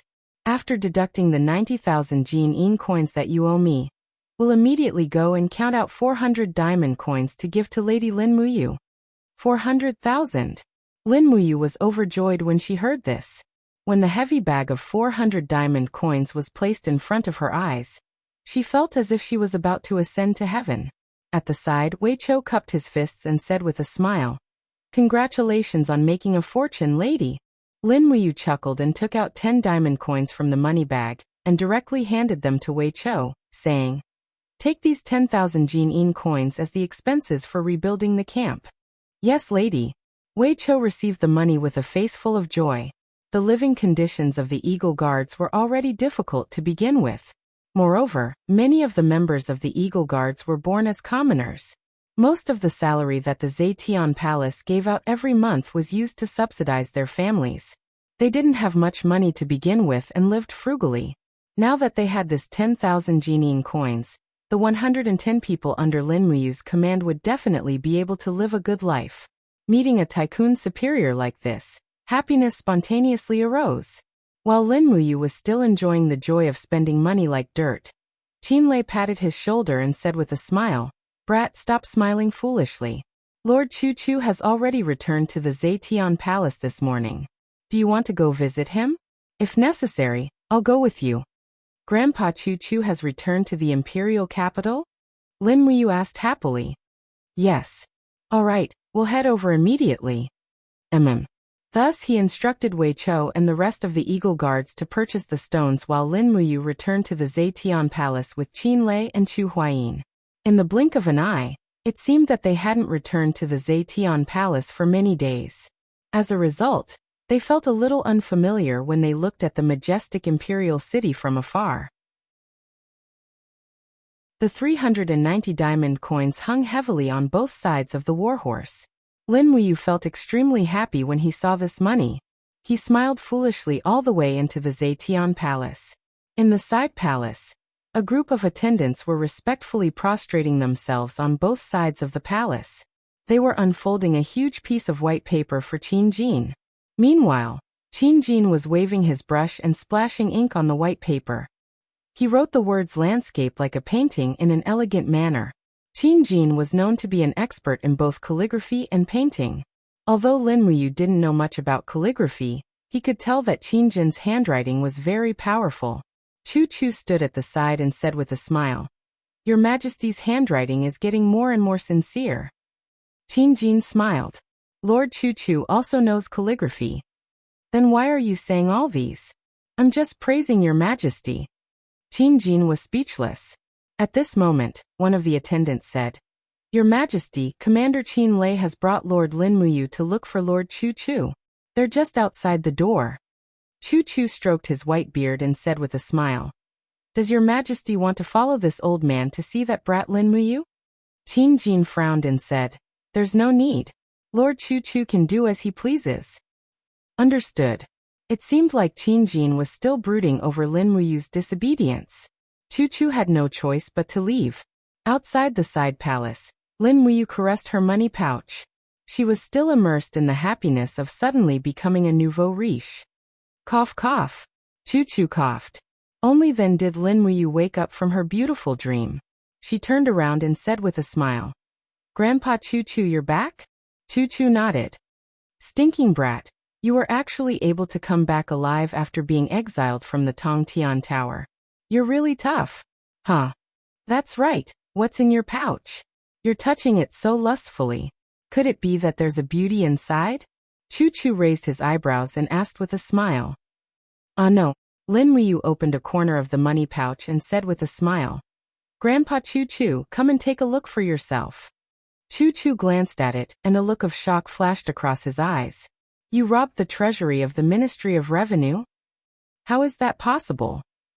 Lin Muyu said angrily. Am I only this kind of person in your heart? I earned this money with my own hands and sweat. Choo Choo couldn't help but smile. You're carrying this heavy pouch around. Aren't you afraid that your money will be exposed? Fine. I found a treasure when I was training in the dragon-seeking forest. I'll give it to you. Oh, what treasure? Lin Muyu was extremely excited. Choo Choo took out a black pouch and said with a smile. It's this. The pouch was not much bigger than a palm. Lin Muyu was instantly speechless. This small pouch is used to store fruits, right? Choo Choo said. This is the legendary Cosmos pouch. There's a universe inside. It's invulnerable to weapons, water, and fire. It's a type of space pouch. It can store things that only belong to you in a different space. Is that so? Lin Muyu took the pouch, opened the mouth of the Cosmos pouch, and put her hand inside. Sure enough, she could put her arm inside. It was very magical. Moreover, the inside of the Cosmos pouch was very cold. It was indeed a good thing to store things in a different space. Moreover, the Cosmos pouch was not very heavy, and it was convenient to carry around. That's great. He was ecstatic. He immediately grabbed handfuls of diamond coins and threw them into the pouch. Then he tried to take them out. There were no obstacles, but the storage space was limited. The total storage space was only about the size of a storage room. However, it was enough. After putting all 390 heavy diamond coins into the Cosmos pouch, he tied the pouch around his waist and happily cupped his fists. Thank you, Grandpa Choo Choo. I like this Cosmos pouch. It's good that you like it. Then take out some money. Choo Choo extended his hand. What are you doing? I'm giving you a Cosmos pouch. Shouldn't you give Grandpa some money to buy some wine? Choo Choo blew his beard and glared at her. This Cosmos pouch is a rare treasure. It can be sold for at least a few 100,000 Jin coins at an auction. Your Grandpa Choo Choo has always been incorruptible. His monthly salary is only so little. You should show your filial piety. Lin Muyu reluctantly grabbed a handful of diamond coins. There were 10 of them in total. She gave them all to Choo Choo and said, Grandpa, you should be frugal. Choo Choo quickly stuffed the diamond coins into his pocket. He smiled and nodded. Yes, I know. Qinlei, Feng Jixing, Chu Huaying and the rest did not know whether to laugh or cry. Lin Muyu was relieved to see that Choo Choo had returned. The Divine Might Battalion had become more and more aggressive recently. Coupled with Zhen Yifan's extraordinary strength, the balance of power had tilted towards the Divine Marquis Constabulary. However, things were different now that Choo Choo had returned. The fire cauldron Choo Choo was in the capital. Even Zhen Yifan had to be wary of him. The strength of both parties had reached a subtle equilibrium. Qinlei walked forward and asked in a low voice, Sir Choo Choo, how is the investigation of the House of Chivalry going? Choo Choo shook his head. The House of Chivalry in Lingnan is lying dormant. There are no big movements for the time being. Only the House of Chivalry near the capital, Lanyan City, seems to be ready to make a move. My appearance and strength are too easy to be discovered. Therefore, I did not gain much. The only thing I gained is, I have an ominous feeling. Of course it's ominous. Feng Jixing gripped his wind cutter tightly. Princess She was ambushed in the dragon-seeking forest.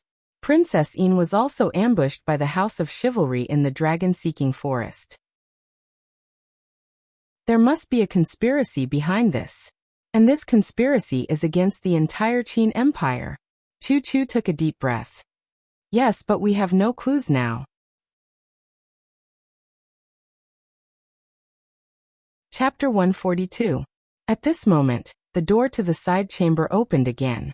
An official walked out and said respectfully, Sirs, His Majesty has summoned Choo Choo, Feng Jixing, Qinlei, Chu Huaying, and Lin Muyu for a meeting. Oh. Choo Choo smiled. Everyone was solemn. They did not know why the emperor had summoned them to the side chamber. Lin Muyu was a little surprised. She had thought that Qin Jin would not want to see her again, but it seemed that he did not think so. She followed Chu, Feng Jixing, and the others into the side chamber. A few officials hurriedly put away Qin Jin's calligraphy. Qin Jin sat firmly on the throne with his head lowered. His eyes were dim and he did not speak. The crowd stood on both sides. Chu and Qin Lei stood at the front, followed by Feng Jixing. Lin Muyu and Chu Huaying stood at the back in an orderly manner. Chu walked forward and cupped his fists. Your Majesty, what instructions do you have for summoning us? Qin Jin slowly raised his head and said, the Hall of Chivalry. Chu was stunned. Qin Jin continued, the Fire Sparrow Bureau and the Ministry of Justice have been investigating the Hall of Chivalry, but there have been no results. Even Sir Chu is personally investigating. However, the truth behind the Hall of Chivalry seems to be very well hidden. If there are no results, then we shall ban the Hall of Chivalry. Feng Jixing hurriedly cupped his fists.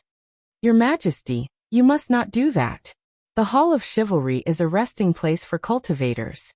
If we really ban all the halls of chivalry, I'm afraid the number of cultivators in the empire will be greatly reduced. What's wrong with that? Qin Jin raised his brows. Why can't the empire give up on martial arts and learn how to govern the country? Feng Jixing said. The nomads of the desert in the north have repeatedly invaded the south, and the southern barbarians in the south have always been restless. If the empire really gives up on the House of Chivalry, I'm afraid there won't be many martial arts practitioners joining the army. This is very disadvantageous to the empire. Qin Jin abruptly slammed his palm on the table, sending the memorials flying. With a furious expression he said, how dare the House of Chivalry send someone to assassinate Xiao Yin and Xiao Shi? Are we just going to let this matter rest?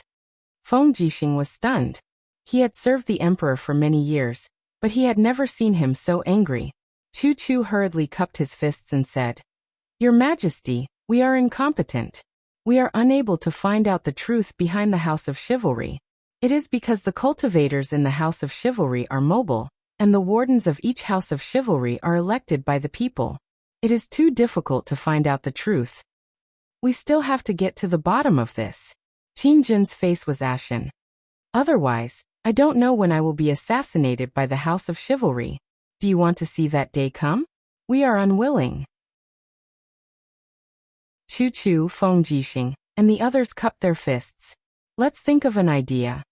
Qin Jin heaved a sigh of relief. He seemed a little tired as he slowly lay down on the throne. At this moment, Chu Huayin cupped his fists and said, Your Majesty, I believe that we should send a capable person to infiltrate the House of Chivalry within the imperial capital. Only by investigating the House of Chivalry from the inside can we uncover the person behind these incidents. I am untalented, but I am willing to infiltrate the House of Chivalry. Qin Jin's lips curled up. General Chu Huayin is recommending himself? But I have heard some rumors that General Chu and Divine Marquise Zheng Yifun's daughter are in love. If that is the case, General Chu is not suitable to carry out this task. Chu Huayin trembled when he heard this. He hurriedly knelt on one knee and said, Your Majesty, although Chu Huayin is in love with Zheng Xiang, he has no other feelings for you. Heaven and earth can bear witness to this. I know. Qin Jin raised his hand and said, You may rise. I know your feelings, which is why I called you in. However, General Chu Huayin is still not suitable for this task. You are one of the leaders of the Dragon Guards of the Imperial Guards. You are responsible for protecting me and Her Highness. You should not leave your post without permission. Leave this matter to the experts of the Fire Sparrow Bureau, or the Ministry of Justice. Chu Huayin's expression was unusually ugly. Lin Muyu could see it. He also knew the implications of this matter. Once he lost the Emperor's trust, Chu Huayin would soon be kicked out of the Imperial Guards. Your Majesty. Lin Muyu stepped forward and cupped his fists respectfully. I am one of the leaders of the Eagle Guards. Moreover, the Eagle Guards are responsible for spying on the military. Chu Huayin is my sworn brother. I am willing to carry out this task on his behalf. Qin Jin looked at her from afar. He suddenly smiled and said, There are many hidden talents in the House of Chivalry. Once your identity is exposed, you will definitely be killed. Lin Muyu, are you really willing to carry out this task? Yes. That's good. I will leave this matter to you. Qin Lei, you will be in charge.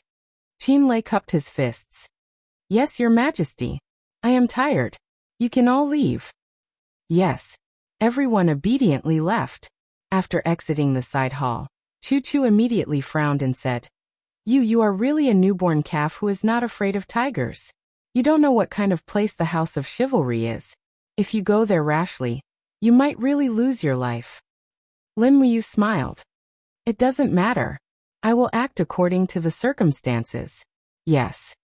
Chu Chu continued.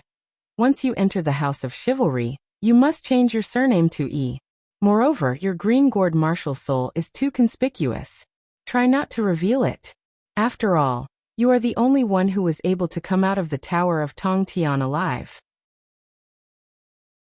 Everyone in the capital knows that there is a Lin Muyu in the Imperial Guards who is proficient in the Imperial Sword technique and possesses the 10th grade Green Gourd martial soul. You cannot use the Green Gourd or the Imperial Sword technique. Do you understand? Understood, Chu. Chu Chu stopped in his tracks and said, By the way, have you figured out how to enter the House of Chivalry? You have to know that the House of Chivalry is not an ordinary place. They are like a mercenary group entrenched among the people. With your strength, you will be easily discovered if you enter the House of Chivalry. At least, you should have a referral. Referral? Lin Muyu was stunned. Among us, who is familiar with the House of Chivalry? Feng Jixing could not help but laugh. We are all Imperial Guards. We are people who are loyal to the Qin family. The House of Chivalry is an organization among the people. Do you think we are familiar with each other? Chu Huaying frowned and said, I know someone who might be able to help you sneak into the House of Chivalry. Oh, who is it? Someone you are very familiar with. Who? Jin Xiaotang. Chu Huaying smiled slightly. Jin Xiaotang is one of the people in charge of the capital's Chamber of Commerce. A woman who is able to shoulder such a large business empire must be someone who works in both the underworld and in the underworld. I heard that many of Jin Xiaotang's goods are bought from the House of Chivalry and wandering mercenaries. All right, I understand. Lin Muyu cupped her fists and left her horse and armor behind. She then changed into plain clothes and bid farewell to Chu Chu, Feng Jixing, and the others. She then went to the Chamber of Commerce alone. This trip concerned the safety of Qin Yin, Tang Xiaoxi, Chu Huaying, and the others. She had to complete this mission. Moreover, Lin Muyu could vaguely feel that there was a huge conspiracy behind the House of Chivalry. It might even affect the survival of the entire empire. Within the Chamber of Commerce, Jin Xiaotang was calculating the day's income and expenditure. She closed the account book and smiled at Third Fatty Jin. Dad, the Chamber of Commerce's total income has exceeded $1 million today. This is great. Let's see how the other chambers of commerce can compete with us for the title of the #1 Chamber of Commerce in the capital. Third Fatty Jean took a puff of his cigarette and looked up at his daughter. Speaking of which, it's all thanks to Lin Muyu. Who knows how many secrets this brat is hiding? That's right. Jin Xiaoting blinked and smiled. Anyway, Big Brother Yu's forging and alchemy can be sold in our Chamber of Commerce. There's no need for us to ask him what he doesn't want to tell us. At this moment, a manager quickly walked in. Miss Xiaotang, Lin Muyu wishes to see you. He's here to see you? Third Fatty Jean was stunned. Is there another business? Jin Xiaotang squinted her eyes. No, there must be something else. I'll go over. Dad, continue drinking your tea. All right. In the side hall at the back, Lin Muyu was already there when Jin Xiaotang arrived. She immediately smiled. Big Brother Yu, what business do you have with me this time? Lin Muyu looked around. I want to speak to you in private. Jin Xiaotang was extremely smart. She immediately dismissed her servants and smiled. Can you speak now? Lin Muyu pondered for a moment. Xiaotang, do you know anyone from the House of Chivalry? Well, Jin Xiaotang hesitated. Why does Big Brother Yu want to ask? I just want to ask. I need someone to introduce me to the House of Chivalry so that I can carry out a very important mission. It seemed like there was no need to hide anything from Jin Xiaotang. Jin Xiaotang giggled. Thank you, Big Brother Yu, for trusting me so much. Since that's the case, I'll help you. Our Imperial Chamber of Commerce has always done business with the House of Chivalry's Shaolin branch near the dragon-seeking forest, so Shouting has some influence there. How should I write a letter of introduction for you? How should I introduce you? Lin Muyu from the Holy Sanctum, or Lin Muyu from the Royal Guards? I don't want either. I want a new identity. Oh, Jean Shouting squinted her eyes and smiled. Then I'll make up a new identity for you. How about a wandering mercenary? Sure. What should I call it? Let's call it Lin Yan. Lin Muyu said after some thought. This name belonged to her big brother. It was not a bad idea to use it here to show her memory of her big brother. Okay. Jean Shouting immediately took out a pen and paper to write the letter of introduction. After a few minutes, she dried the ink and smiled. It's done. The Shaolin branch is the largest house of chivalry in Lanyan City. It's said that there are more than 500 rangers living in the house all year round. Big Brother Yu, you must be careful when you go there. It's a place full of crouching tigers and hidden dragons. Yes, I know. Chapter 143. Papa. A gray messenger bird flapped its wings and flew out of the window, while Third Fatty Jean slowly pressed the paper under the scroll on the table. At this moment, someone knocked on the door. Come in. Jean Shouting pushed the door open and entered with a joyful expression. Father, I heard a messenger bird in the room just now. Did someone send a letter? Aha. Third Fatty Jean fanned the temperature of the tea in his hand and smiled. No, it's just a greeting letter from a friend. Shouting, why is Lin Muyu looking for you? Jean Xiaotong's gaze swept across the document, and she saw the emblem of two swords at the end of the paper. It was the emblem unique to the House of Chivalry, and the emblem was painted blood red. This meant that this letter was sent to her father by at least a game envoy of the House of Chivalry. Moreover, the cup of tea in Third Fatty Jin's hand had already been warmed, and there was no need to fan it down. Nothing much. He just wants to know when I can get the Rainbow Lotus in stock. Big Brother Yu is really short on money right now. Jean Shouting smiled. Third Fatty Jean squinted his eyes and said, Lin Muyu is a member of the Royal Guard, but he seems to have been sent to the Eagle Nest camp. The Eagle Nest camp is so poor, so it's normal for him to be short on money. Oh right, have the ores from the Cloud Province arrived yet? Not yet. Is it very urgent, father? Oh, it's not that urgent. Shouting, hire a group of first-rate blacksmiths from Lanyan City. I want to forge a batch of weapons. Oh, Jean Shouting was stunned. Then let Big Brother Yu do it. No, Lin Muyu is a top-notch blacksmith. We shouldn't trouble him with this kind of thing. After all, it's not easy for our Imperial Capital Chamber of Commerce to hold on to such a big tree. We shouldn't trouble him so easily. That's right. Father, you're so thoughtful. I'll get it done now. Okay. Jean Shouting pushed open the door, and a trace of worry flashed across her face. Do. Lin Muyu ascended Eagle Nest Mountain amidst the clattering of horse hooves. She found Wei Chou and made arrangements for the team's daily work. She told them that they had to be orderly and not let anyone know that they were not in Eagle Nest camp. Then she went down the mountain from the back. At this moment, Lin Muyu had already changed into a dark green warrior's outfit. She wore a tattered mercenary badge on her chest. Her burning prairie sword was wrapped in black cloth and carried on her back. Even the horse she was riding on was just bought from the market. The war horses of the Royal Army and the Holy Cathedral were carefully selected. Furthermore, there were emblems on their buttocks and hooves. It was too easy to be discovered, so she had to find another mode of transportation. Hua. She opened the scroll and looked at the direction of the House of Chivalry's Shaolin branch on the map. She urged her horse and galloped there. The sky was getting dark, so she had to reach the Shaolin branch before dark. Along the edge of the dragon-seeking forest, there were only a few villages and houses along the way. Basically, there were no cultivators. When she was about 10 miles away from the Shaolin branch, she saw some rangers. These people carried long swords and wore emblems of the House of Chivalry on their chests. There were green, white, iron, and bronze. Lin Muyu could not understand the classification of the House of Chivalry at the moment, So she did not think too much about it, and went straight ahead. Before sunset, she arrived at the foot of a nameless mountain.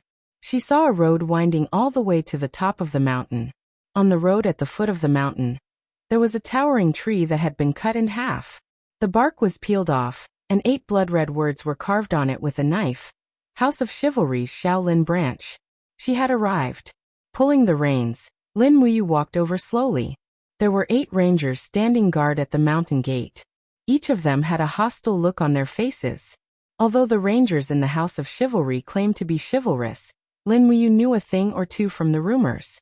In fact, the biggest difference between this group of people and mercenaries was that their organization was very large. As for the rest, it seemed that they were just SOSO. They even dared to attack the princess of the empire and the countess of Chihai City. In fact, this group of people was even more daring than mercenaries. Who is it? A ranger pointed his long sword at Lin Muyu and said, "What are you doing at the top of the mountain?" Lin Muyu cupped her fists and said in the words that Jin Xiaotang taught her, "Righteousness comes first when traveling in Jianghu. When the weather is cold, find a place to sleep. I am Lin Yan, a mercenary from Lanyan City. I have specially come to visit the House of Chivalry." "You want to join the House of Chivalry?" the ranger asked.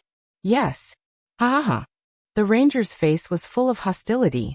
With a shake of his sword, he had already unsheathed it. He said in a low voice, "If you want to join the House of Chivalry, the first condition is to defeat anyone in the House of Chivalry. What do you think of me?" In fact, this ranger was at most at the first heaven of the human realm. He was not even at level 10. He was only guarding the mountain gate with his bravery. How could Lin Muyu take this kind of person seriously? She opened her palm, and a vigorous force gushed out. She lightly waved her palm in the air. Bang! The ranger was blasted back again and again. The blood in his body was tumbling, but he did not even see how his opponent attacked. Although he wanted to use his genuine chi to fight again, he seemed to have no strength left. With a red face he said, You win. Let's go up the mountain." Lin Muyu raised her hand and saluted. She smiled and grabbed the reins, urging the horse to go up the mountain. The other 7 rangers did not even look at him. It seemed that the matter of someone going up the mountain had nothing to do with them. The warhorse snorted as it walked up the mountain step by step. Lin Muyu couldn't help but look around.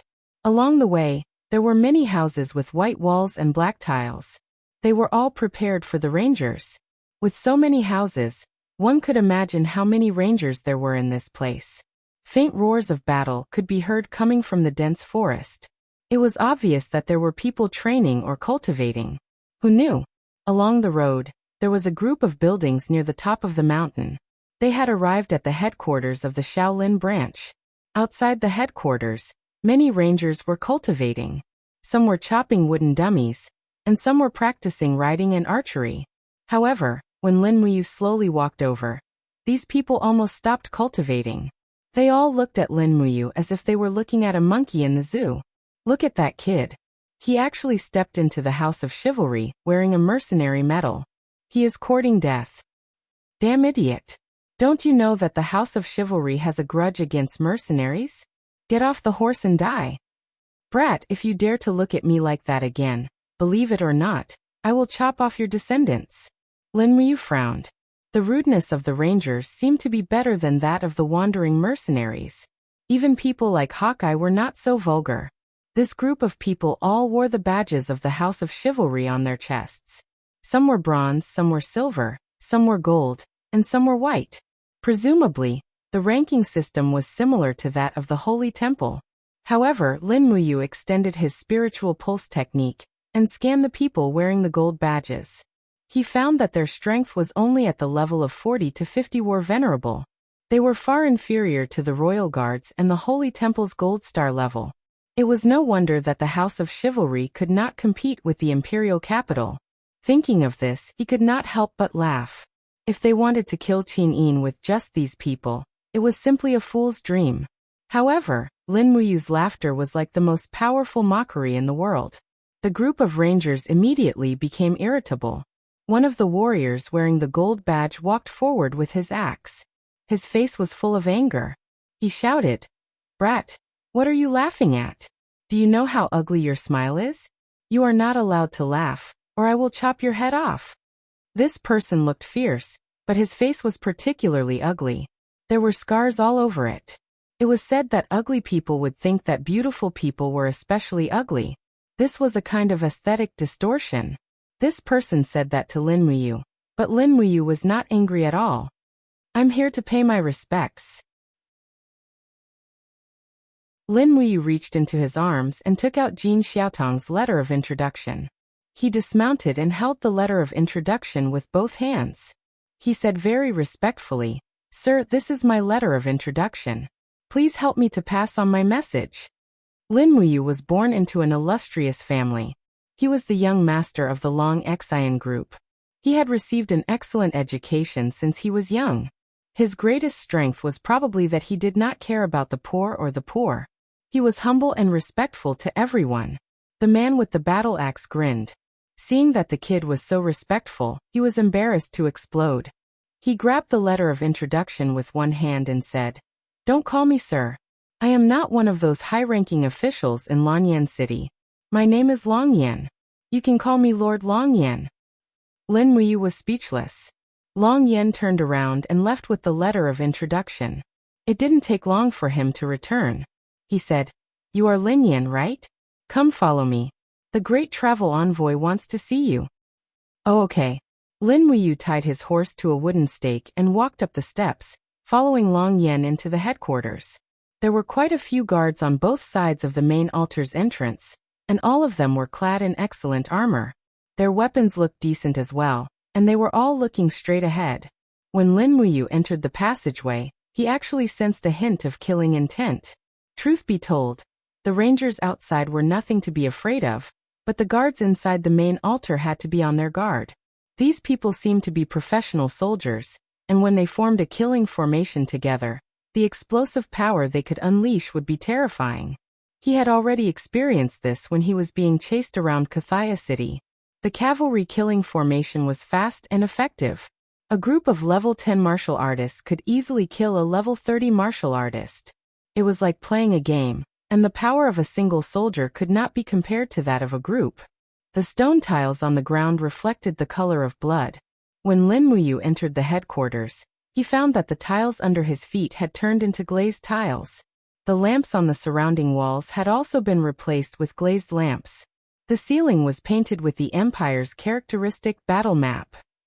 The feeling of this headquarters was somewhat similar to that of Zetian Palace. The level of luxury was no less than that of Zetian Palace. "You are Lin Yan? Look up." A cold voice came from the front. Chapter 144. A crimson gold-plated carpet was laid all the way to the steps, and then to the seats. There were 3 seats in the main altar hall. The throne in the center was inlaid with gold, while the other 2 seats were inlaid with silver. Needless to say, the middle-aged martial artist in his 40s sitting in the middle was the legendary Grand Chess user, who was also the supreme leader of the House of Chivalry in the North Ridge province. The leader had a square face, and the contours of his face looked like they were carved by a knife. He looked determined and experienced. He must have experienced a lot to be able to sit in the position of the leader. "I am Lin Yan. Greetings, Grand Chess user." Lin Muyu stood still and gave a fist salute. The Grand Chess user laughed. "Well said, well said. Brother Lin Yan, since you plan to join the House of Chivalry, why don't you take off the mercenary badge on your chest?" "I can only take off the mercenary badge the moment I get the knight-errant badge." "Ah, interesting." The Grand Chess user smiled. "Li Qianxuan, Luo Yu, what do you two think of this kid?" Li Qianxuan was a man in his 40s. There was neither joy nor anger on his face, which made him an unfathomable person. He held onto a broadsword and said calmly, "If he stays, he'll start working as a solo swordsman. How far he can climb will depend on his own capabilities. Our House of Chivalry has never been particular about relationships. We treat everyone equally, even if they're introduced by Jin Xiaotang." The Grand Chess user laughed. "Very good. What do you think, Luo Yu?"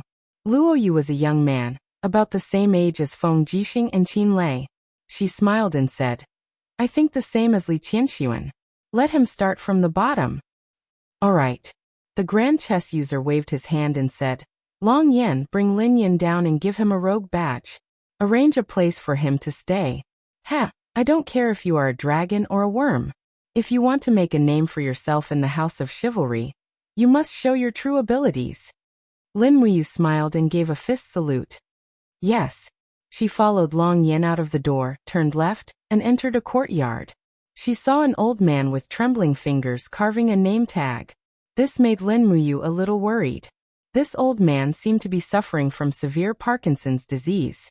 The frequency at which his hands were shaking was a little scary.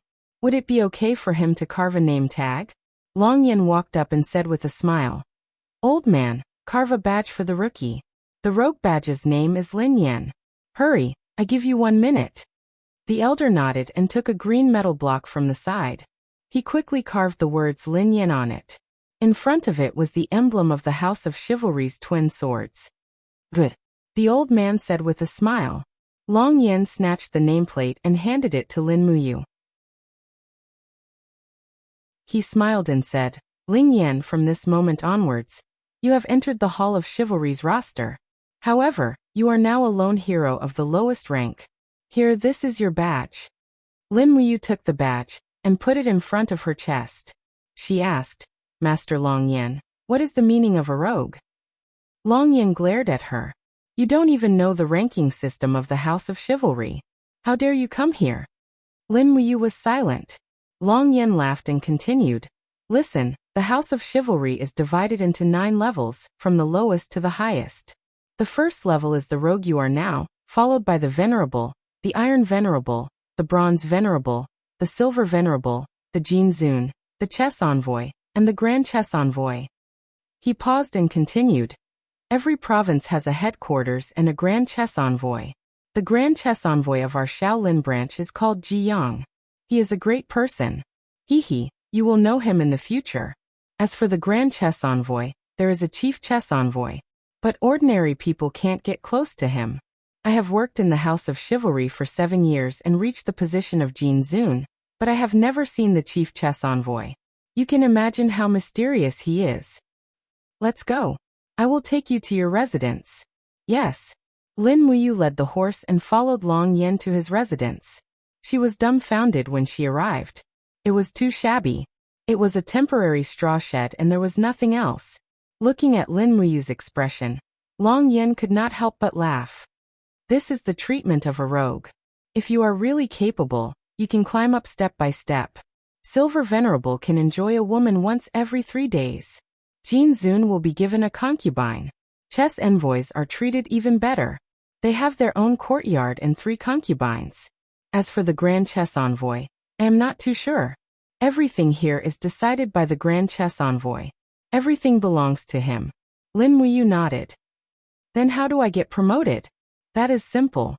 There will be missions here every day. Eliminate our enemies, assassination missions, exterminate spirit beasts, and so on. As long as you complete them, you will be given contribution points according to the mission level. Once you have enough contribution points, you can naturally go to the main altar to level up. As he said this, Long Yen revealed a sinister expression. But the premise of all this is that you do not die. Once you die, the contribution points will be useless. Heh. Lin Muyu smiled inwardly. Carrying her luggage, she said, All right then. It is late at night. Lord Long Yen, rest early. All right. Dinner could not be said to be sumptuous. A bowl of plain porridge and 2 large pancakes. It was very simple, but it was enough to fill one's stomach. The days of a rogue were really too hard. There were a few other straw sheds not far from Lin Muyu's straw shed. It was late at night, but a few rogue were still holding a night tea party. A young rogue, no more than 17 years old, with a childish face, said with a smile, The missions will be issued tomorrow morning. I am really looking forward to it. I wonder what is the first hostile mission I will receive? Another rogue, who was at least 30 years old, sneered. Little Nail, you really don't know how powerful you are. Every day, there are rogue who die. I hope you are not one of them. The young rogue called Little Nail stuck out his tongue and said with a smile, Uncle Wang, How many people are there in this Shaolin branch? Uncle Wang said. I saw the roster today. It seems that there are more than 2,700 rogue, 224 venerable, 110 iron venerable, 42 bronze venerable, 17 silver venerable, 5 Jin Zun, 2 game masters and 1 grand game master. There are more than 3,000 people in total. Otherwise, the whole hill would be full of people. Little Nail, don't always think about doing those dangerous missions. Saving your life is the most important thing. Yes, thank you, Uncle Wang. Go to bed early. Rest well. Okay. Lin Muyu, on the other hand, could not fall asleep. It was winter now, and the night wind whistled past, cutting his face like a knife. The straw hut did not have 4 walls, and he had rarely experienced such harsh conditions. However, he could only endure it. His current rank was not close to that of a Grand Travel Envoy or a Grand Travel Envoy, and he could only learn the secrets behind the House of Chivalry from them. He slowly spread his spiritual mind. It was very quiet in the House of Chivalry at night. Almost no one spoke, so his spiritual mind could only feel a wave of power fluctuations, but he could not find anything. This made Lin Muyu very unhappy. The system of the House of Chivalry was too strict. In this case, it was impossible to use the spiritual pulse technique to eavesdrop. He extended his spiritual mind to a place further away, and soon he felt a few strong waves of genuine qi. It was the residence of the Jin Zun Rangers. Further away, an aura of genuine qi at the peak of the third sky of the Earth realm was slowly fluctuating. Unsurprisingly, it was one of the game masters, Luo Yu, who was at the peak of the third sky of the Earth realm. There was another even stronger force, at the heaven realm. The power of fighting qi was dense. It was the Grand Game Master, Li Qianxuan. As for the peak of the mountain, about 300 meters away from Lin Muyu, he could still feel the surging fighting qi. It was the Grand Game Master, Ji Yang. This person had hidden his strength. He had at least stepped into the second sky of the heaven realm. He was a heavenly king. Not long after he released his spiritual mind, Lin Muyu withdrew his spiritual mind and used the spiritual pulse technique to hide the strength of his fighting qi. He could spy on others, but others might also have a secret technique similar to the spiritual pulse technique to spy on him. He had to be careful in this place. He didn't know how long he had slept. Suddenly, the crowing of a rooster disturbed his dream. When he opened his eyes, Dongfang Xuyang was already on his face. It was early in the morning. There was no morning exercise in the House of Chivalry. Everyone practiced on their own and didn't interfere with each other. After washing up, it was another nutritious breakfast. At this time, the game master, Luo Yu, came to the square with a scroll. He raised his genuine qi and said loudly, "Everyone listen up. Today's mission is the same as before. Kill the spirit beasts and bring back the spirit stones. Your contribution will be increased according to the age of the spirit stones. In addition, there is a group of wandering mercenaries occupying the Moat Fish Mountain in the east. After you kill the mercenaries and bring back their heads, your contribution will be increased according to the mercenaries' level. That's it. You can go now." The mission is really easy. Lin Muyu grinned. Long Yen held his battle axe and shouted in a low voice, "Those who want to attack the Moat Fish Mountain, come with me. Bring your bows and arrows." Suddenly, at least 1,000 people followed Long Yen to attack the Moat Fish Mountain. The House of Chivalry had never been on good terms with the major mercenary corps. Killing mercenaries to improve one's status in the House of Chivalry seemed to be a bit disdainful. Lin Muyu didn't plan to kill. After all, his hands were stained with enough blood. He only killed those who deserved to be killed. As for the mercenaries, in fact, many people became mercenaries just to survive. They didn't do anything evil. Carrying the burning prairie sword, he led the horse and set off to the dragon forest to try his luck. He wanted to see what kind of spirit beasts he could meet today. Maybe it would be faster and more effective to use the spirit stones of the spirit beasts to improve his status in the House of Chivalry. He went down the mountain and went straight to the southeast. Chapter 145. Rustle, rustle. At the edge of the dragon-seeking forest, there were only a few young spirit beasts wandering around. Furthermore, these spirit beasts were extremely vigilant. Once they discovered traces of humans, they would immediately flee in panic.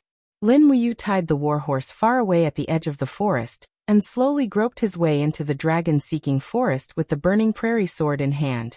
His main target was to lock onto some spirit beasts that were below 1,000 years old. Because he had just arrived, killing spirit beasts that were thousands of years old the moment he arrived would inevitably cause Ji Yang, Luo Yu and the other chess envoys to become suspicious. He had to give them a mental buffer. Not far ahead, a purple-haired badger was digging through the snow in the forest, searching for some wild radishes under the snow. As it dug, it would occasionally raise its head to look at its surroundings. It was extremely vigilant, but this purple-haired badger did not seem to notice Lin Muyu's arrival. Lin Muyu's spirit sense had already locked onto this purple-haired badger. There were a total of 9 silver lines on the badger's head, and it was obvious that this was a 900-year-old purple-haired badger, which was roughly equivalent to the strength of a level 35 war master. Taking this purple-haired badger's spirit stone to hand in a mission should allow him to obtain quite a bit of contribution points. Shwa. He took out a little magic noise blade from the blade pouch at his waist, aimed in the direction of the purple-haired badger, and suddenly attacked. Immediately, the little magic noise blade attacked with a sharp whistle. Hoo-hoo. The purple-haired badger suddenly raised its head, alerted to the approaching danger, and hurriedly rolled into the snow. With a pu sound, the little magic noise blade left a bloody hole on its hind hooves, and the purple-haired badger immediately roared and ran, but it did not run fast. On the contrary, Lin Muyu used falling star steps to quickly rush forward. And when he was about 40 meters away from his martial spirit's effective attack range, he immediately raised his arm, and with a rustling sound, green vines pierced through the snow, directly binding the purple-haired badger tightly.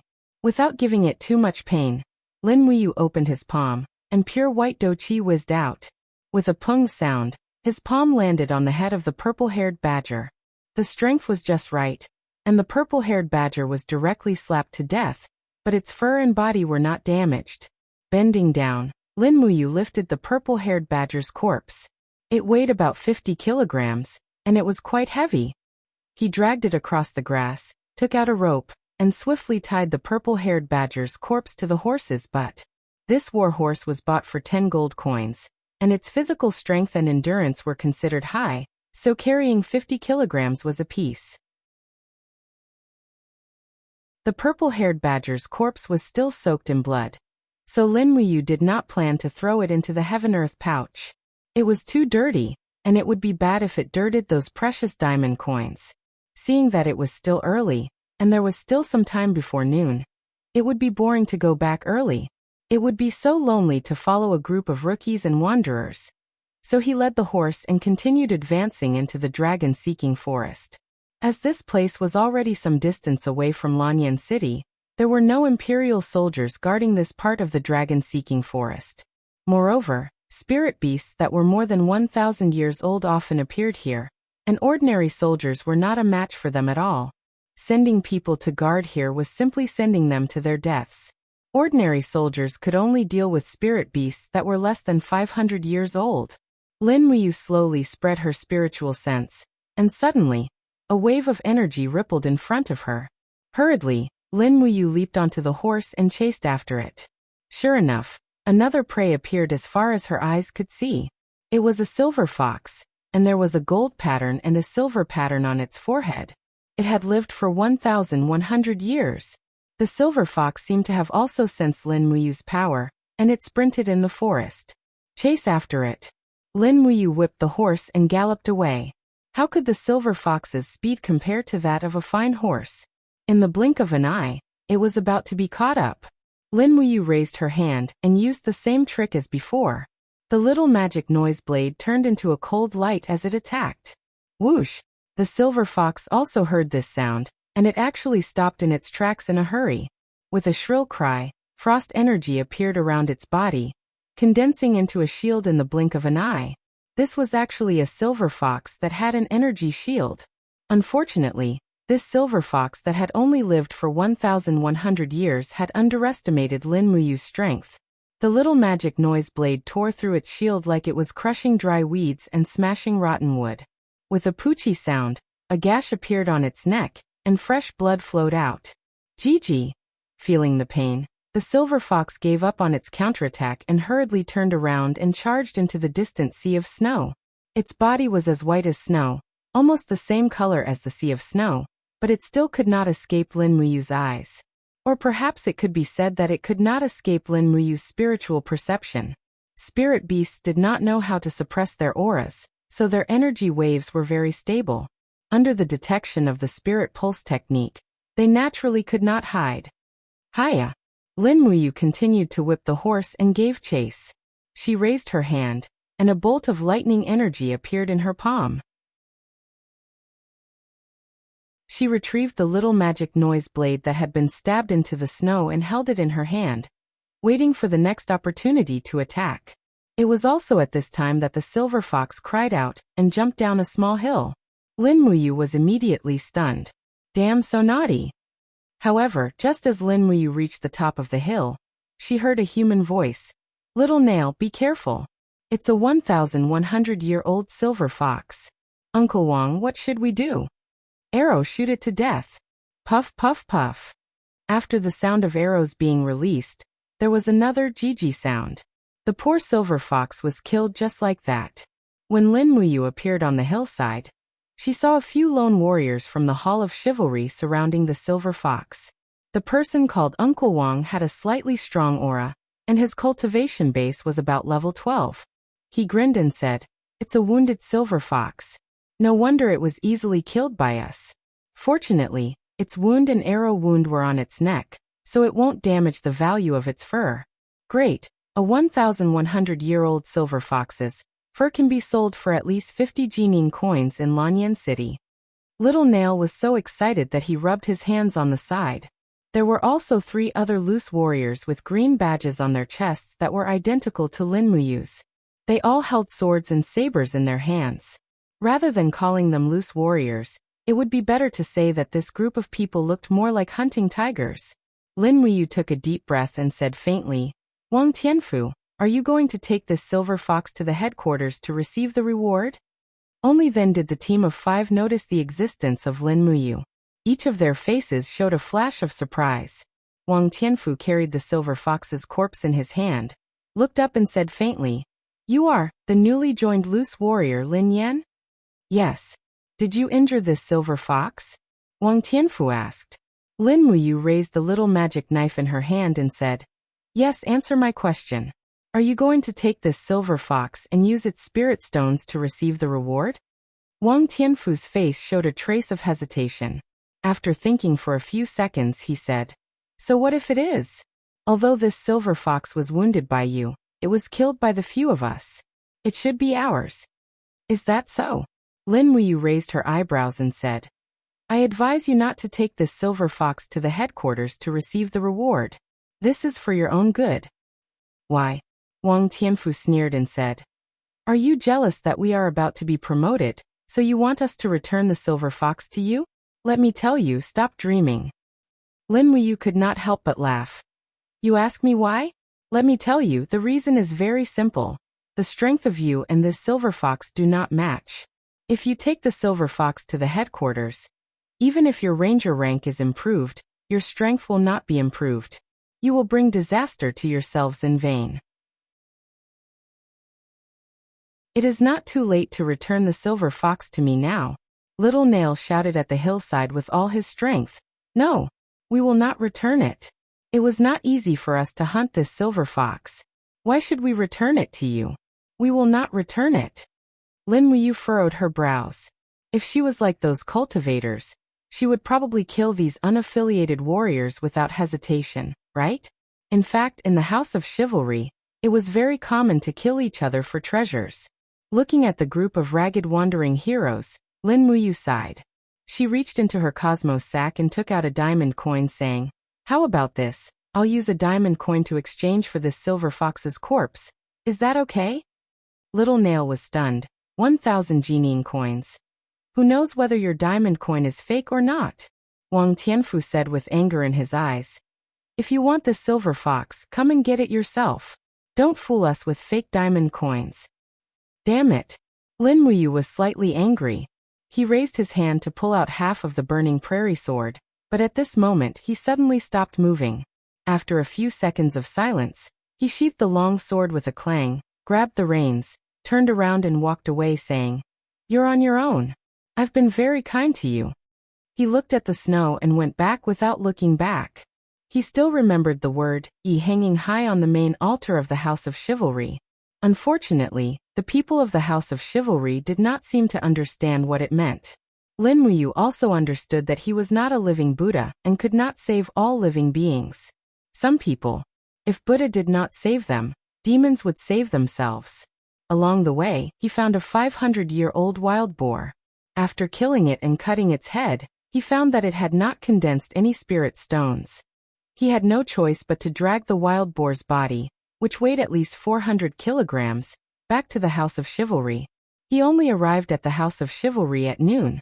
The sun was high up in the sky, and the ice and snow were melting rapidly. It was too difficult to hunt spirit beasts in the snow, and many spirit beasts simply did not come out. When they saw Lin Muyu dragging the bodies of the two spirit beasts back to the mountain, a few guards were shocked. Then they laughed mockingly and said, "Yo, this new rogue is quite capable. A 900-year-old purple-haired badger, and a 500-year-old wild boar. He can at least be promoted to an Iron Honorable Ranger. Congratulations, kid." Lin Muyu responded with a smile, and continued to work hard to drag the bodies of the spirit beasts up the mountain. At noon, some of the rangers guarding the main altar had already begun to eat. The higher-ranked ones ate in the hall, while the lower-ranked ones could only eat porridge and bread in the cold wind. "Rogue, Lin Yan has returned to the mountain." A loud silver honorable ranger shouted at the top of his lungs. "Spoils of war, 1 900-year-old purple-haired badger, 1 500-year-old wild boar." Oh, Ji Yang, who was drinking in the main altar, could not help but look up and said with a smile, "The new rogue who joined this year is not bad, there's such a good seedling." Luo Yu put down his wine cup and said respectfully, "Grand Wandering Ambassador, should I go take a look? If it's true, what rank should I give him?" "If it's true," Ji Yang's eyes flashed and he said with a smile, "then give him a silver honorable ranger. We're short on people now, and the main altar needs more fresh blood. This kid is at least Earth Realm, he's more than enough to be a silver honorable ranger." "Yes."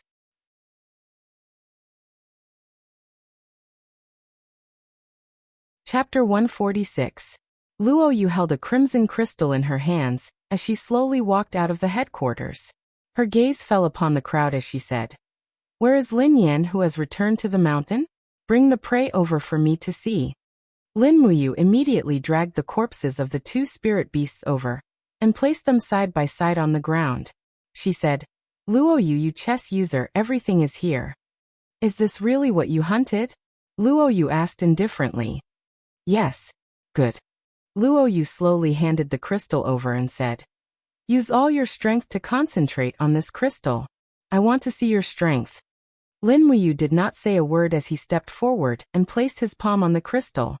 He muttered to himself as he slowly released about 10% of his inner force into the crystal.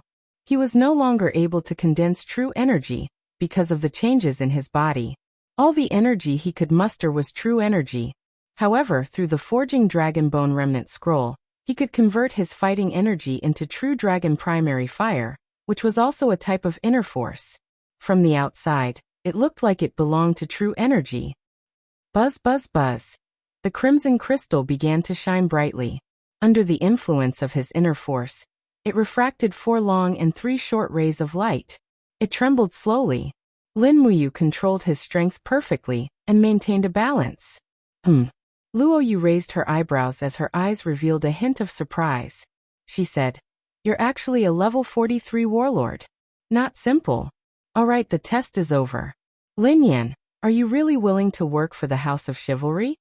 Lin Muyu was a smart person. She smiled and said, "That depends on what the House of Chivalry can give me." Luo Yu could not help but laugh. "As long as you are willing to work for the House of Chivalry, riches and honor will not be a problem. You might even be conferred the title of Marquis in the future. Now, as a Yu chess user, I will bestow upon you the title of Silver Warlord. I hope that you will do your best to work for the House of Chivalry And always remember the principles of the House of Chivalry. Alright, come with me to meet the great Yu chess user. Yes. Lin Muyu strode into the headquarters. The flames swayed gently on the surrounding walls. The Grand Chess Envoy Ji Yang and the other Grand Chess Envoy Li Qianxuan were both there. There were also a dozen maids dancing on the stage in the center of the headquarters. It was winter, but they wore very few clothes. They only had white cloth wrapped around their private parts, and the rest of their bodies were covered with light muslin. Their delicate bodies were partly hidden, and there was an indescribably hazy beauty about them. However, Lin Muyu didn't have the time to appreciate it. He just frowned slightly. He was thinking about this kind of cold weather where even he couldn't help but shiver. It was a cruel torture for these maidservants to dance here. He looked up and saw Ji Yang, the Grand Travel Ambassador, sitting on the first throne. Above his head was a gold-plated character. Lin Yan. The corner of Ji Yang's mouth curled up, and he suddenly asked fiercely, "Who are you?" Lin Muyu's heart sank, but he didn't show it on his face. He said, "Grand Travel Ambassador, I am a mercenary in the Cyan Sparrow mercenary troop. However, I was suspected by the deputy commander, so I was kicked out of the mercenary troop. As for my background, I was born in a family of hunters in the forest on the outskirts of Lanyan City. Why are you suspecting Lin Yan? If that's the case, Lin Yan will immediately leave the mountain and not disturb the House of Chivalry." Every word he said was sonorous and fearless. Ji Yang couldn't help but stand up. He laughed and said, "Good boy, I like your courage. But since you have decided to join the House of Chivalry, you are our brother. You need to swear that you will never break the Chivalry Covenant. How about that?" Okay. Lin Muyu smiled secretly. Anyway, he was using the name Lin Yan now. His brother was in another plane, so he probably wouldn't break the covenant. It didn't matter if he broke the covenant, because he was Lin Ji, not Lin Yan. "Okay, recite the covenant after me." Ji Yang stood tall and closed his eyes. His face was full of piety. He said in a trembling voice, "Being benevolent, all living beings are equal. The 100 Ridge Covenant, the covenant of life and death. Under the sky, the feudal lords swear a blood oath. Above the land, the king will kill." Although Lin Muyu didn't understand, he recited it anyway. Being benevolent, all living beings are equal. The 100 Ridge Covenant, the covenant of life and death. Under the sky, the feudal lords swear a blood oath. Above the land, the king will kill.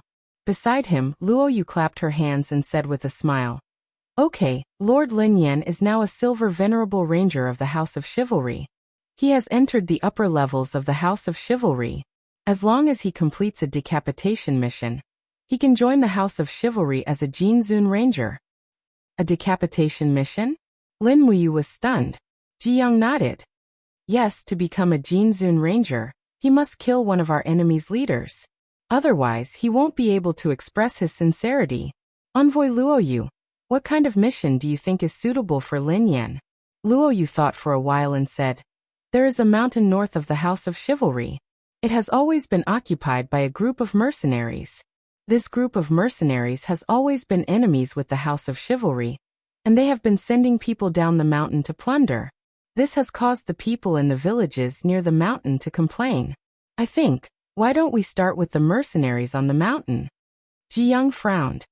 "The mountain is the territory of the Tianjing mercenary group, right? Lin Yan has just joined the House of Chivalry. If we send him to the mountain to carry out an assassination mission, it seems a little inappropriate. As far as I know, the leaders of the Tianjing mercenary group all have the strength of the third sky of the Earth realm. It is easy for Lin Yan to go up the mountain, but it will be difficult for him to go down the mountain alive." Luo Yu smiled and said, "There is no need to go up the mountain. I have already investigated. Tomorrow afternoon, the Tianjing mercenary group will go down the mountain to patrol. They plan to loot the people of Blue Lake Town. The third leader of the Tianjing mercenary group, Nie Yan, will personally lead the people down the mountain. Li Qianxuan and Envoy Yu will accompany them. If anything happens, we can help immediately." Ji Yang could not help but smile. "Good, that's great. Lin Yan, do you agree?" Lin Muyu secretly clenched her fists, secretly cursing Ji Yang for being a bastard. Nie Yen had clearly reached the third sky of the Earth realm, much stronger than the second sky of the Earth realm that she had revealed. Ji Yang was clearly sending her to her death. The House of Chivalry was indeed a ruthless place. Anyone who wanted to climb up to the position of a Jinzun Ranger had to pay the price in blood. However, in order to complete Emperor Qingjin's mission, he had to take the risk. He also had to put on a good show. Yes, as you wish. He cupped his fists and expressed his attitude. Li Qianxuan laughed loudly. That's great. Have a good rest today. We will set off after midnight. We will lie in ambush in Blue Lake Town and wait for the hare. Okay. In the afternoon, Lin Muyu was arranged to stay in a new room. It was the living quarters of a Silver Elder Ranger. The room had white walls and black tiles, and it looked very spacious inside. With nothing to do, he closed the door and cultivated the remnant scroll of the Forging Dragonbone scroll. After completing 72 circulations, he felt a sense of comfort all over his body, and the battle energy in his blood surged. At this moment, there was a knock on the door, and a woman's voice sounded. Lord Lin Yan, I am here to serve you. Please open the door. Lin Muyu was stunned. He remembered what Long Yan had said before. Silver Elder Rangers had the right to be served by a maid once every 3 days. It seemed that he had just become a Silver Elder Ranger today, and he had gotten a chance. No need. I don't need it for now. He flatly refused, not because of anything else, but because the maids in the House of Chivalry were ravaged by countless men every day. On the one hand, he was unwilling to do it, and on the other hand, it was dirty. Who would have thought that the maid outside would not let him go? She pushed the door open and stood outside seductively. She smiled and said, Lord Lin Yan, what are you talking about? How can there be a man who doesn't want a woman? This woman was wearing a light yellow silk dress, but her weight was really shocking. She was at least 150 kilograms, and her face was full of muscles. Lin Muyu counted a total of 4 chins, and the muscles all over her body were jiggling as she walked. Such a heavy taste was really not something an ordinary person could bear. Damn it! Lin Muyu cursed in his heart. Ji Yang, this old fox, did he send such a beauty to disgust me? Even if he had doubts about me, he should not use such a dirty honey trap. There was no chance of success at all. A million curses ran through his heart.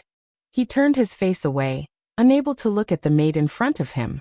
He said, Hurry up and leave, or else don't blame my sword for being merciless. Clang. The burning prairie sword was halfway out of its sheath. Raging flames surrounded the blade, and it was filled with killing intent. Umph. The maid pouted coquettishly and said, Seeing how handsome you are, I thought you were a romantic and elegant person. I didn't expect you to be such an unromantic idiot. Fine, it's you who doesn't want it. She angrily slammed the door and left. Lin Muyu also let out a sigh of relief. At least he had escaped a disaster. In the evening, someone knocked on the door again. It was Luo Yu's voice. Lord Lin Yan, are you resting? I am Luo Yu. No, please come in, Lord Yui. Lin Muyu got up and sat on the edge of the bed. She watched as Luo Yu pushed open the door and entered. The cold wind blew in, causing the oil lamp to flicker. Lin Muyu smiled slightly. What brings Lord Yui to my place? Luo Yu also smiled and sat on a low stool. I'm here to deliver something to you. What is it? Luo Yu reached out and took an item wrapped in black cloth. He opened it layer by layer, revealing a crossbow with a metallic luster. He smiled and said, This is a weapon brought from the west to the Middle Earth. It is called the Black Iron Crossbow. It is extremely powerful, and I've prepared some arrows.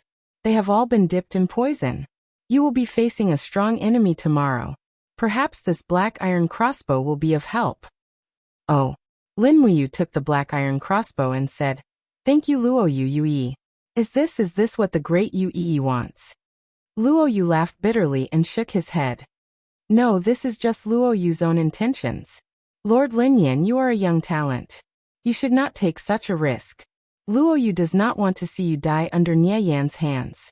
Lin Muyu couldn't help but feel warmth in her heart.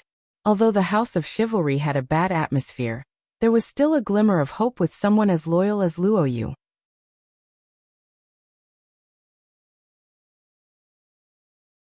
Chapter 147. After midnight, the war horses snorted in the evening wind. Lin Muyu had obtained a set of silver exalted ranger armor, which was made of black iron. Although the level of sophistication was far from being comparable to the holy sanctum battle robe, it could still add some defense, so she would not be sliced in half by the enemy's blade. Of course, Lin Muyu was not worried about this. The two Yuzichen agents, Luo Yu and Li Qianxuan, mounted their horses, raised their weapons and said in a low voice, "Let's go when we're ready. We don't have much time. Let's not waste any more time." Everyone mounted their horses. In fact, other than Lin Muyu, there were also 3 Jinzun Rangers, 14 Silver Exalted Rangers, and more than 500 venerables and unaffiliated warriors participating. From the looks of it, it was not an assassination at all, but more like a decisive battle. Lin Muyu tied the burning prairie sword firmly behind her, and tightened the rope. Her eyes fell on the night sky, the cold wind blowing on her skin. It was a really uncomfortable feeling. "Let's go," Li Qianxuan ordered, and everyone spurred their horses down the mountain. A few Jinzun Rangers followed closely behind the Yuzichen agents, as if they did not care about a new Silver Exalted Ranger like Lin Muyu. Or rather, in their eyes, Lin Muyu was already a dead person. Among the 3 Jinzun Rangers, only Long Yan saw Lin Muyu in a different light. He spurred his horse forward and rode side by side with her, laughing. "Lin Yan, I didn't expect you to be promoted to a Silver Exalted Ranger so quickly, but you must be careful on this mission. Nie Yan's dragon-slaying palm is famous far and wide. It's powerful and unparalleled. You must live a little longer." The corner of Lin Muyu's mouth rose. "Thank you for your concern, Lord Long Yan, I will live." But Long Yan's face was full of disbelief, and he laughed. "All right then, I also hope that you can live a little longer." The Rangers galloped for about 4 hours, and arrived at their destination before sunrise, Blue Lake Town. This town was formed around a blue lake, with houses scattered around the lake. At a glance, there were about 200 households, with a total population of between 1,000 to 2,000 people. "Lord Long Yan, why did the Tianjing mercenary group choose this village? It doesn't seem to have much profit." Lin Muyu asked with a smile. Long Yan narrowed his eyes and said, "You don't understand. The people of Blue Lake Town rely on fishing and hunting for a living, but the nearby mountains are rich in rare minerals. Even Millennium Darksteel can be dug out, so the blacksmith shops in Blue Lake Town are overflowing with oil, and—" Long Yan wiped the corner of his mouth. His eyes were full of lust as he smiled and said, "The women of Blue Lake Town live by water. They are especially beautiful, but the women of Lanyan City can't be compared to them. Those wandering mercenaries are all hot-blooded. Who doesn't need women? I think Nie Yin chose this place to plunder, mostly for the women. Women between the ages of 15 to 30 are treasures to them." Lin Muyu took a deep breath, her heart filled with helplessness. This barbaric world. They did not enter the village. Luo Yu led them directly into the dense forest at the side, and said in a low voice, "Everyone lie in ambush. No one is allowed to make a sound. Intercept and kill the people of the Tianjing mercenary group before they enter the village.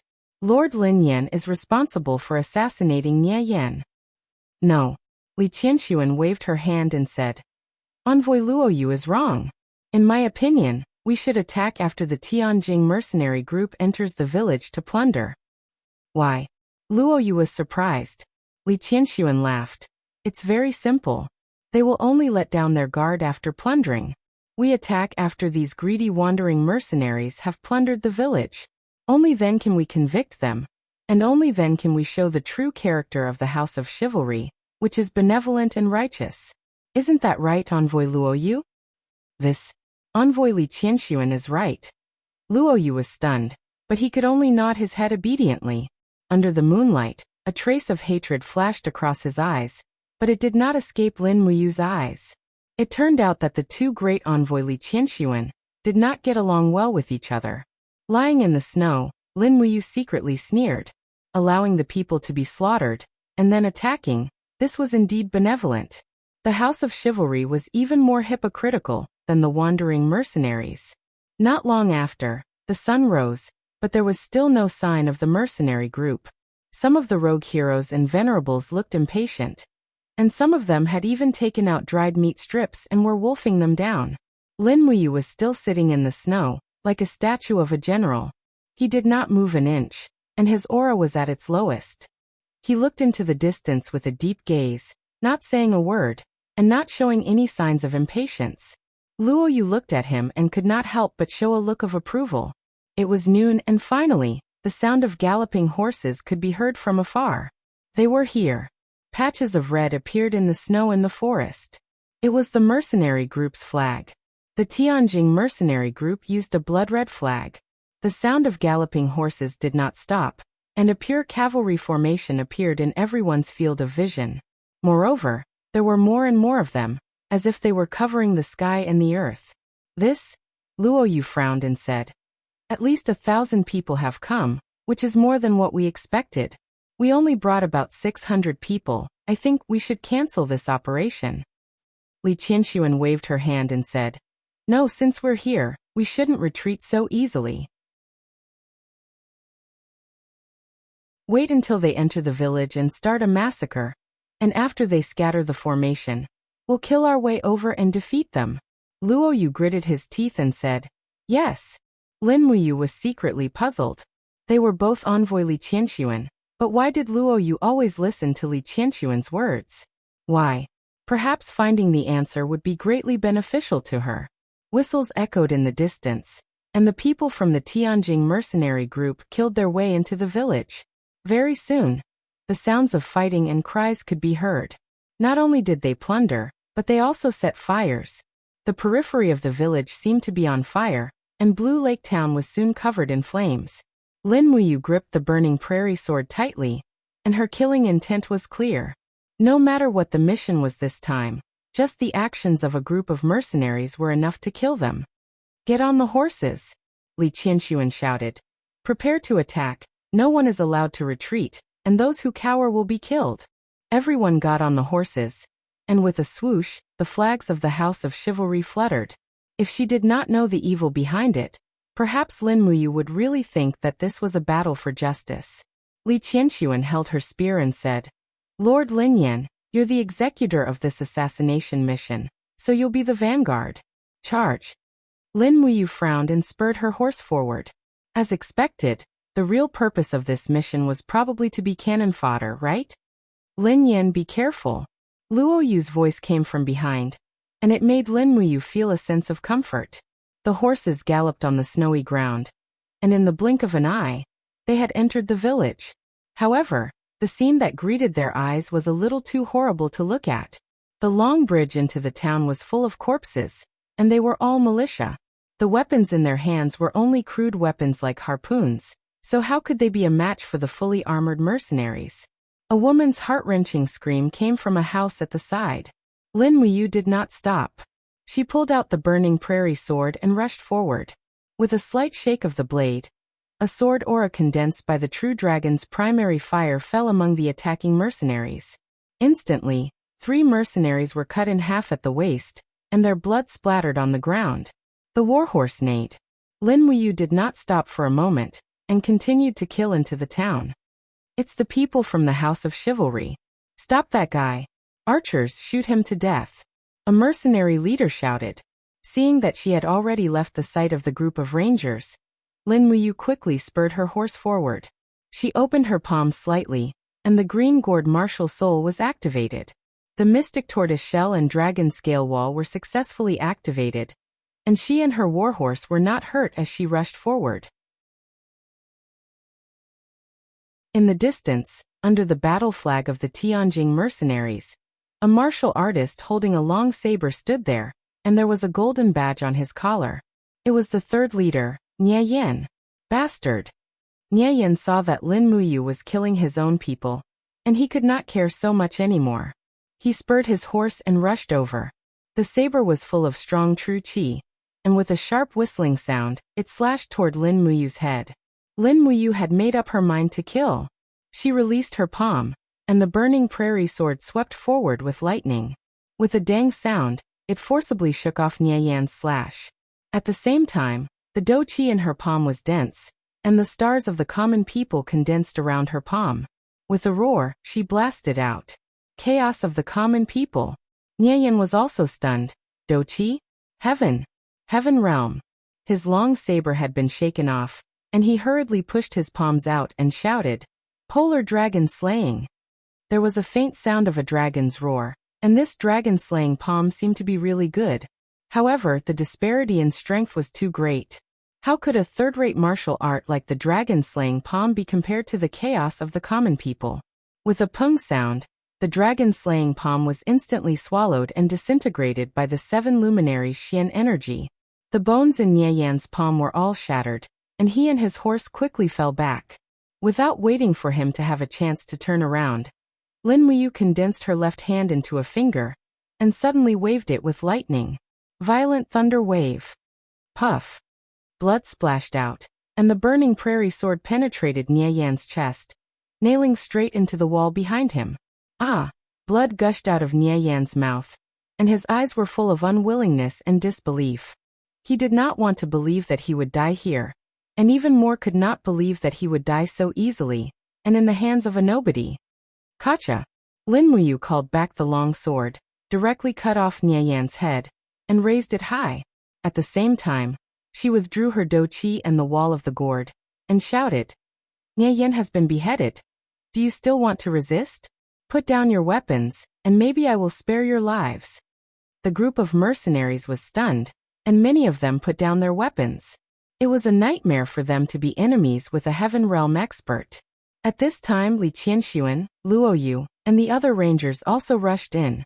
Before the mercenaries could react, Li Qianxuan directly ordered, Kill them all for me. Cruel. Lin Muyu stood at the side with Nieyan's head in her hand, and witnessed the massacre. Less than 30% of the 1,000-plus mercenaries from the Tianjing mercenary group escaped from Blue Lake Town, and the rest were killed by the sword. Retribution.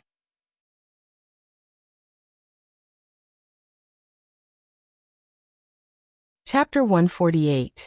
Erect their heads. Li Qianxuan said coldly. Immediately, a group of rogue warriors erected sharp wooden stakes in the small town, and the heads of nearly 1,000 mercenaries were chopped off and impaled on the stakes. The village was filled with a strong smell of blood. Lin Muyu glanced at the rows of heads, and he could not help but feel a chill in his heart. Although he had been in this world for a long time and gradually got used to the cruelty and killing here, a group of people who were alive and well before had now become cold corpses. The eyes of the heads were round and wide, and it was really terrifying. At this moment, the white-haired and bearded village chief appeared in front of Li Qianxuan, and the others under the escort of a few rogue warriors. He cupped his fists and said, I'm the Li Zheng, Lord of Blue Lake Town. Oui. Shut up. Li Qianxuan interrupted him with a cold voice and asked, How much pure iron do you have in the blacksmith shop of Blue Lake Town? Take them out, or don't blame me for being rude. The Li Zheng's face was livid. Sir, the House of Chivalry is here to serve justice, and the thousands of villagers in Blue Lake Town are relying on these pure iron to survive. Please let us go, sir. Cut the crap. Li Qianxuan stepped forward and kicked the Li Zheng, raising her eyebrows, and said, Gather all the young women in this town quickly.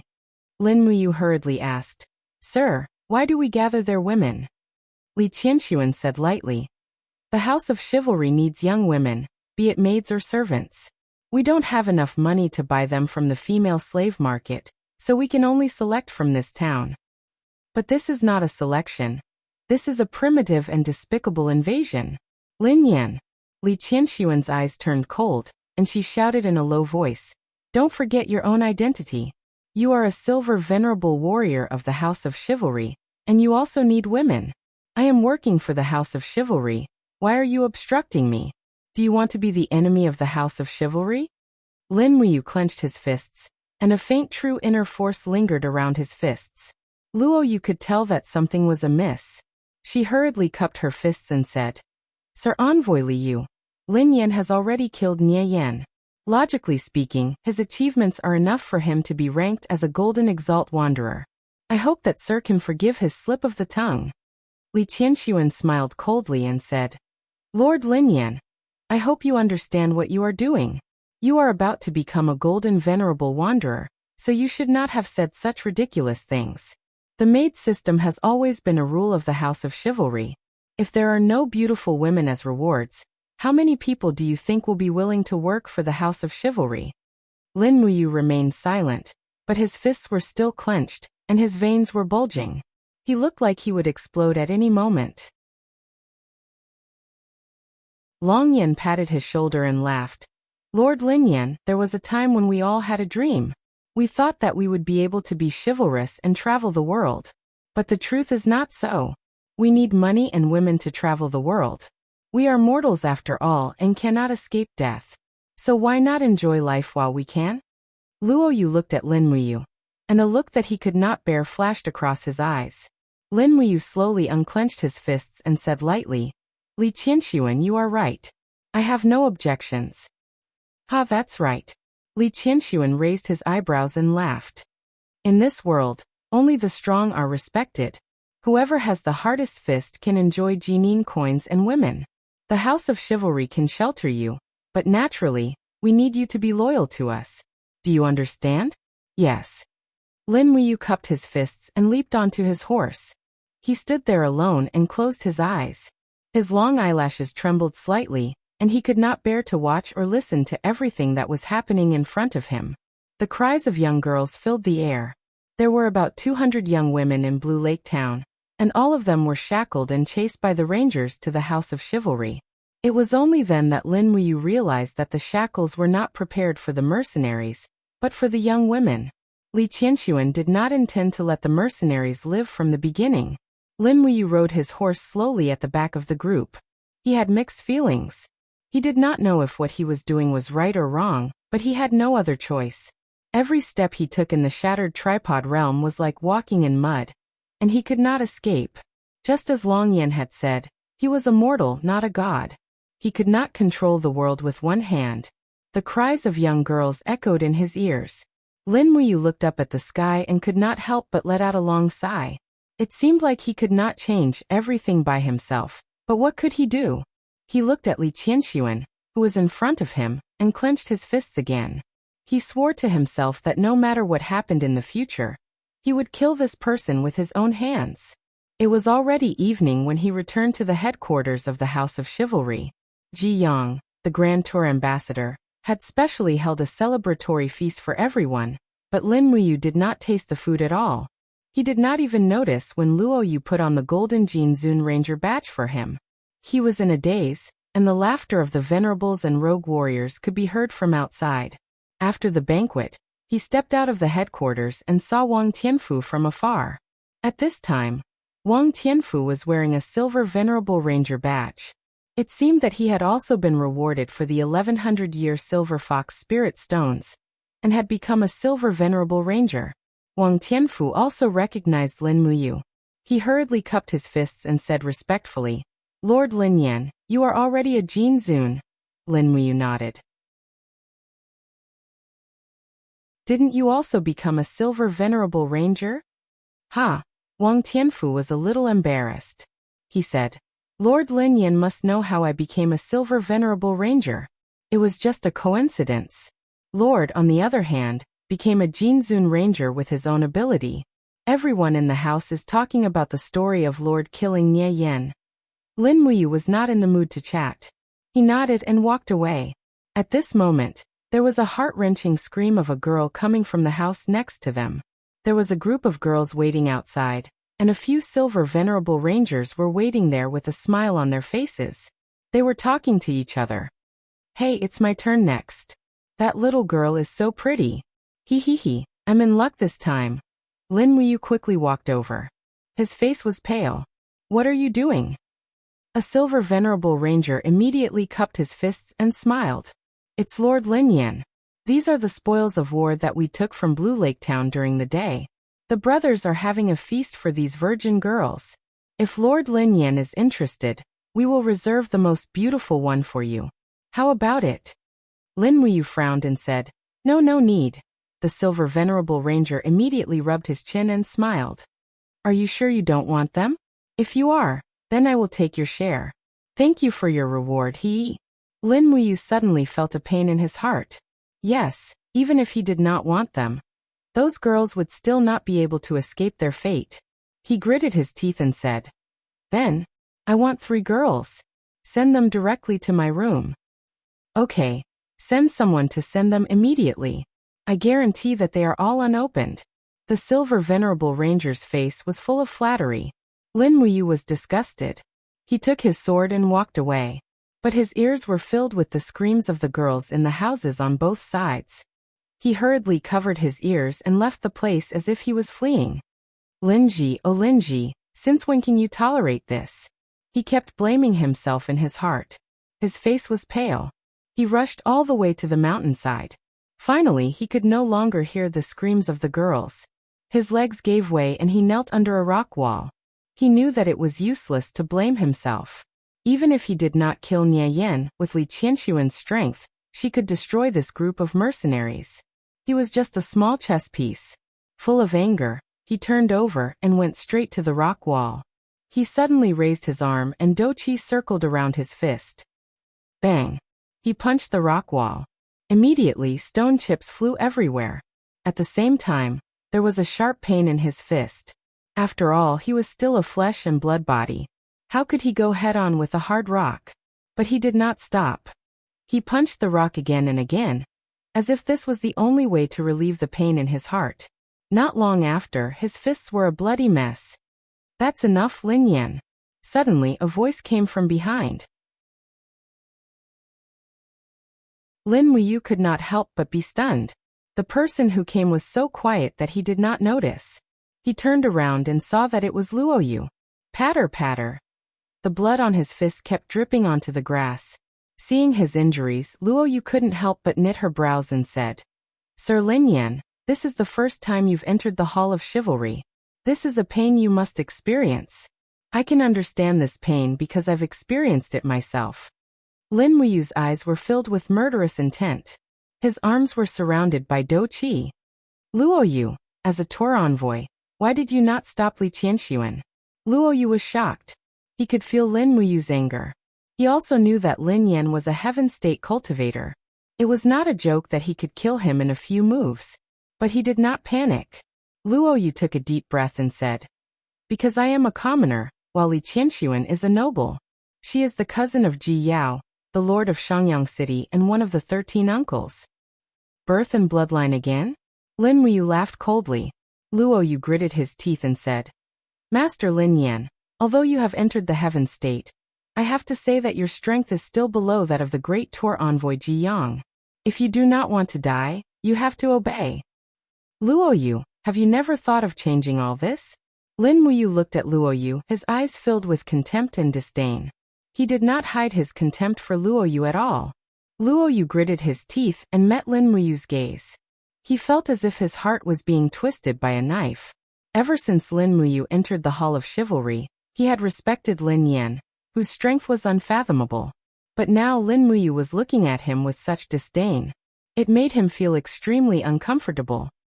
"My strength is not enough to change everything." After a while, Luoyu said this plainly. Lin Muyu spread his arms and his Do Qi turned into true dragon primary fire. The murderous intent in his eyes intensified. "Master Luoyu, tell me, will you help me hide the secret of my strength?" Luoyu's eyes were filled with pride. "Master Lin Yan, what kind of person do you think I am? If you don't trust me, you can kill me now." Lin Muyu was silent for a few seconds. Suddenly, the Do Qi in his arms dissipated and his murderous intent disappeared. He smiled and said, "Master Luoyu, you are a good person. I can't bear to kill you." Luoyu smiled knowingly.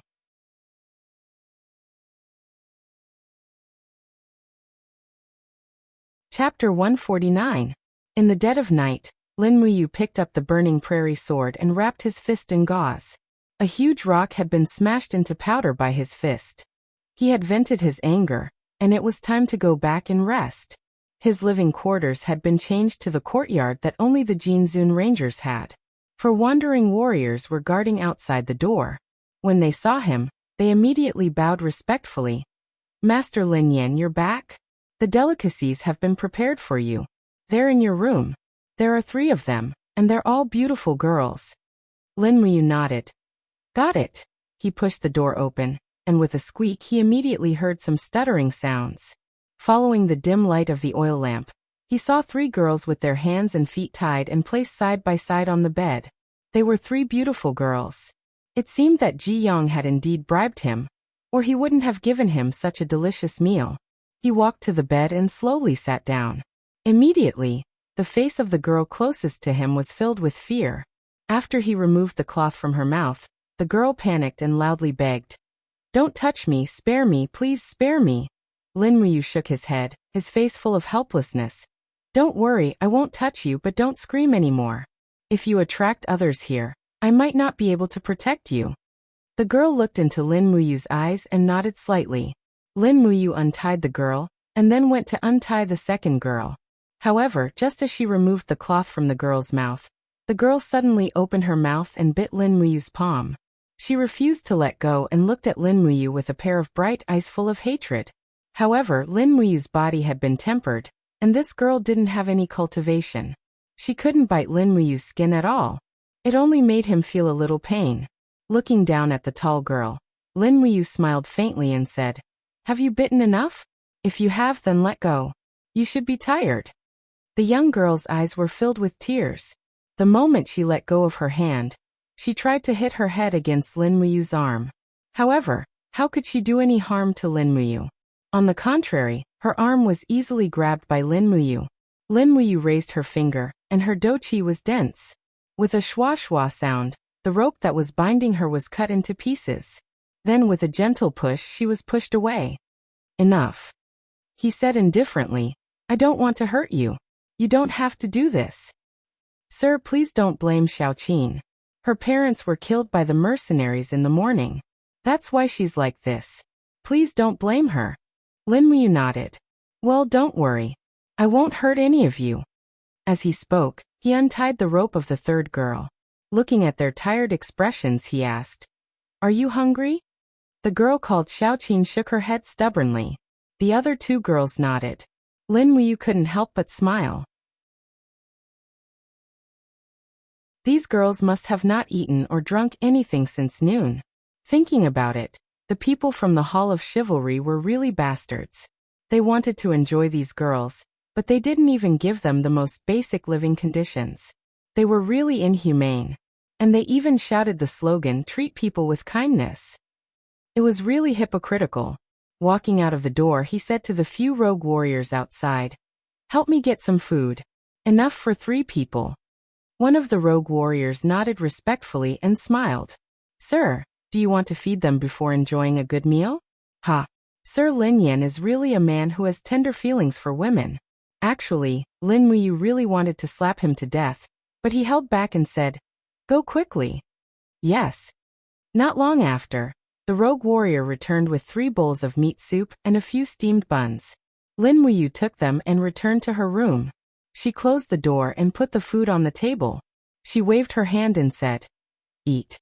Only when you're full will you have the energy to think about the future." The girl in red asked, "Sir, how do you want to deal with us?" "I won't kill you anyway." Lin Muyu looked at the changing expressions on their faces and smiled. "Of course, I won't touch a single hair of you. You don't have to worry." The girl in red said, "Sir Lin Yan, you don't have to make things difficult for yourself.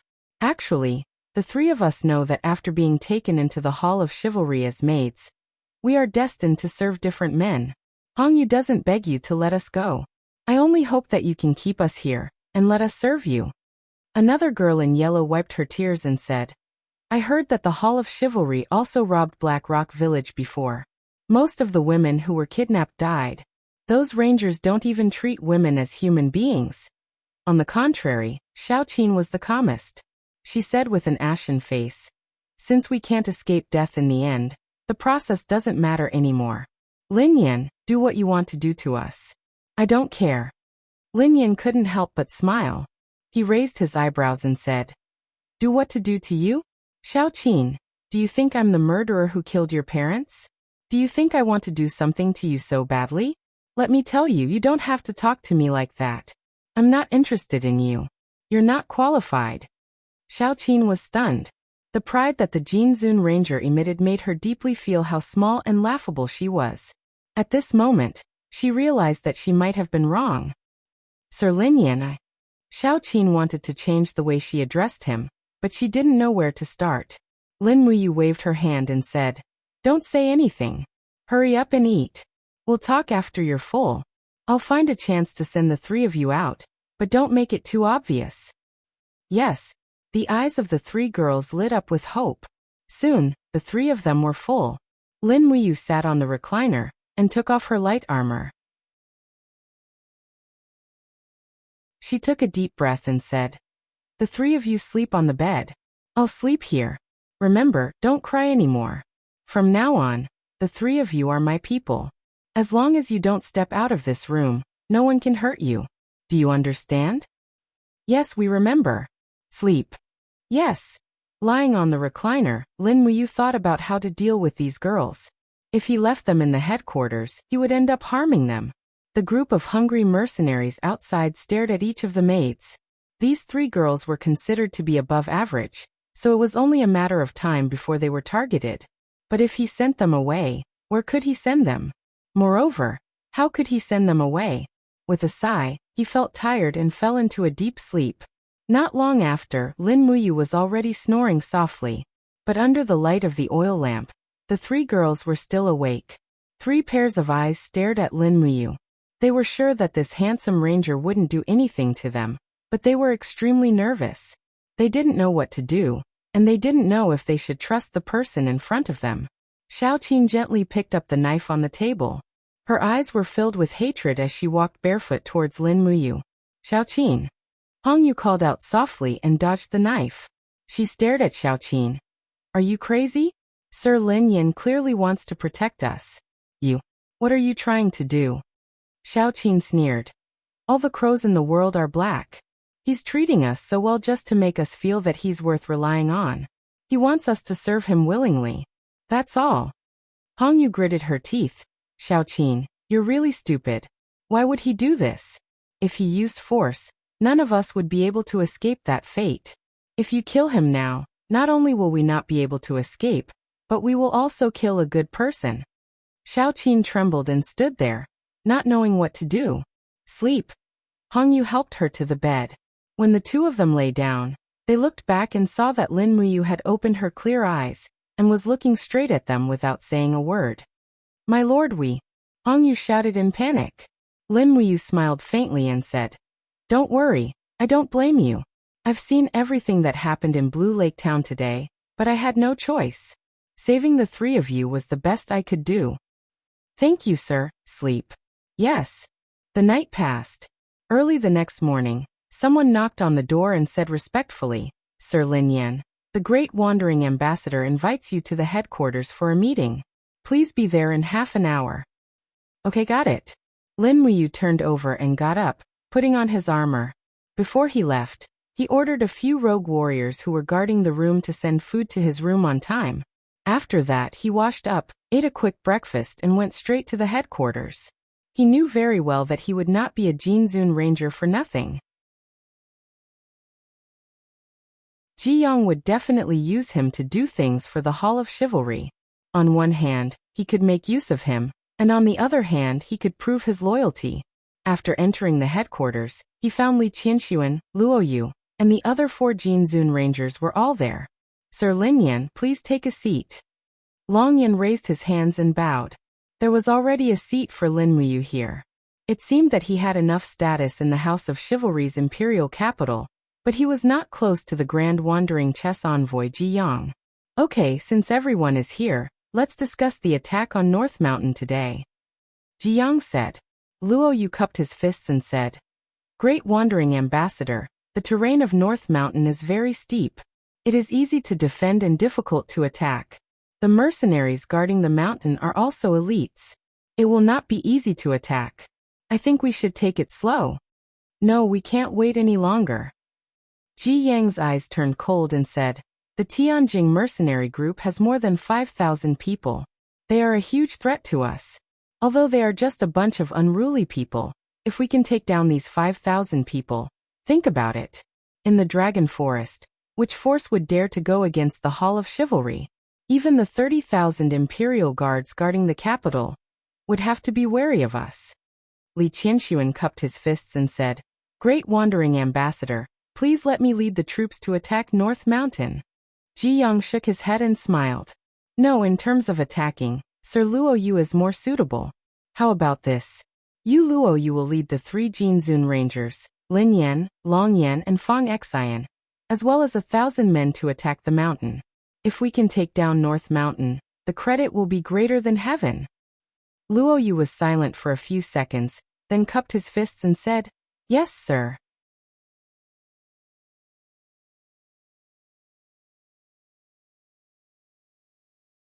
Chapter 150.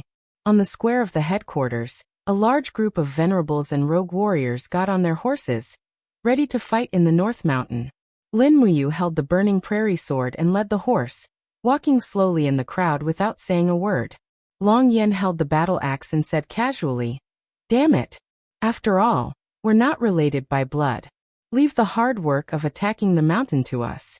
Luo Yu Yui, I think we can just pretend to attack. What do you think? Luo Yu smiled faintly and didn't say anything. Not long after, more than 1,000 people went down the mountain, which was about half of the people in the headquarters. There were even a lot of carriages coming to deliver food. It seemed that Ji Yang wanted to take down the North Mountain, or he wouldn't come back. Lin Muyu rode slowly and glanced at the people behind him. This time, there was a UE 3 Jinzun Rangers, 12 Silver Zun Rangers, 24 Bronze Zun Rangers, 91 Iron Zun Rangers, and 172 Venerables. At least 2/3 of the elites in the headquarters were here. Lin Muyu had seen the strength of the Tianjing mercenary group. In the mercenary group, there were only a few Earthrealm warriors, and most of them were just ordinary people with physical strength. Compared to them, the Tianjing mercenary group was indeed a motley crew. It wasn't impossible for Ji Yang to destroy the North Mountain with more than 1,000 rangers. Whoosh! Long Yan opened a map and looked at it carefully. We'll arrive at the North Mountain in the afternoon. Should we attack the mountain immediately? Or should we set up camp and rest for a while before attacking the mountain tomorrow? Luo Yu's eyes glinted coldly. The Tianjing mercenary group is famous for being cruel and violent. Since we've brought more than half of the elites in the headquarters, don't hesitate and finish the battle quickly. Yes. At noon, they took a break in the mountain. They drank some wine and ate some meat pies. Lin Muyu led the horse to the side of the road. The snow melted, and the withered grass under the snow was enough to provide food for the horse. But at this moment, he suddenly sensed a faint fluctuation from his spiritual pulse spell. He raised his eyebrows. About 2,000 meters to the north, a dense aura was fluctuating and moving. People were coming, and several of them were Earthrealm warriors between level 30 and 40. Lord Luo Yu envoy. He turned around and said, A few miles to the north, some people have come to ambush us. I don't know how many of them there are, but it seems like our whereabouts have been discovered. Prepare for battle. Luo Yu stood up and unsheathed the sword on her waist. She sneered. The Tianjing mercenary group actually dared to give up the terrain to fight with us. They're simply courting death. Shield bearers, archers, get ready. Lin Muyu also took the bow from the horse's back and hung the quiver on her waist. It was time to show off her real archery skills. Not long after, the sound of hooves could be heard. A group of Tianjing mercenary group's cavalry had already rushed over. There were roughly 2,000 of them. Luo Yu couldn't help feeling a little surprised. She turned to look at Lin Muyu and said, It's all thanks to Lord Lin Yan's foresight. How did you do it? Lin Muyu smiled mysteriously. It's a private supreme art. Sorry, I can't tell you. Luo Yu laughed and didn't pursue the matter. At this time, the people of the Tianjing mercenary group in the distance had already drawn their swords or brandished their spears. They spurred their horses forward and shouted, Break through their formation and crush them. Lin Muyu slowly exerted her strength and pulled the treasured carving bow into a full moon shape. A faint battle energy turned into true dragon primary fire and seeped into the arrow. She aimed at the cavalry at the front. It was a cultivator at the 3rd level of the human realm, who was around level 25. With a swoosh, the sharp whistling sound of the arrow broke the silence and turned into a stream of light. Puchi. This arrow was infused with the true dragon primary fire of the heaven realm. Naturally, It wasn't something that a mere human realm cultivator could block. That person let out a miserable groan and fell off his horse. There was a huge bloody hole in his chest. My archery skills are still not bad, Lin Muyu said proudly. She took out the second arrow and aimed at another mercenary. With a swoosh sound she shot it out. However, the next moment, it hit a rock with a ding sound. The force was sufficient, but the accuracy was nearly 2 meters off. Long Yan couldn't help but laugh. He turned around to look at Lin Muyu and said, Lord Lin Yan's archery skills are really not bad. This idiot actually dared to mock her. Lin Muyu grinned and continued to shoot until the 20+ arrows in her quiver were all shot out. She had killed 7 or 8 people, but the cavalry of the mercenary group had already clashed with the scattered warriors in the front row. Both sides were injured. Clang! The burning prairie sword was unsheathed. She spurred her horse forward, and the true dragon primary fire turned into sword chi. With a swoosh swoosh sound, she slashed randomly in the crowd. No one could stop Lin Muyu's sharp sword. In the blink of an eye, she had killed 7 or 8 people. It seemed that killing people like this was more satisfying. However, she had to pay attention to 2 things at all times. She couldn't expose her battle chi or her martial soul. Thus, she kept a low profile when she killed people. On the other hand, Luo Yu, Long Yan, and Fang Xian, who were fighting in the crowd with their martial souls whistling. It was as if they were slaughtering people. Buzz. A cold light came from behind her.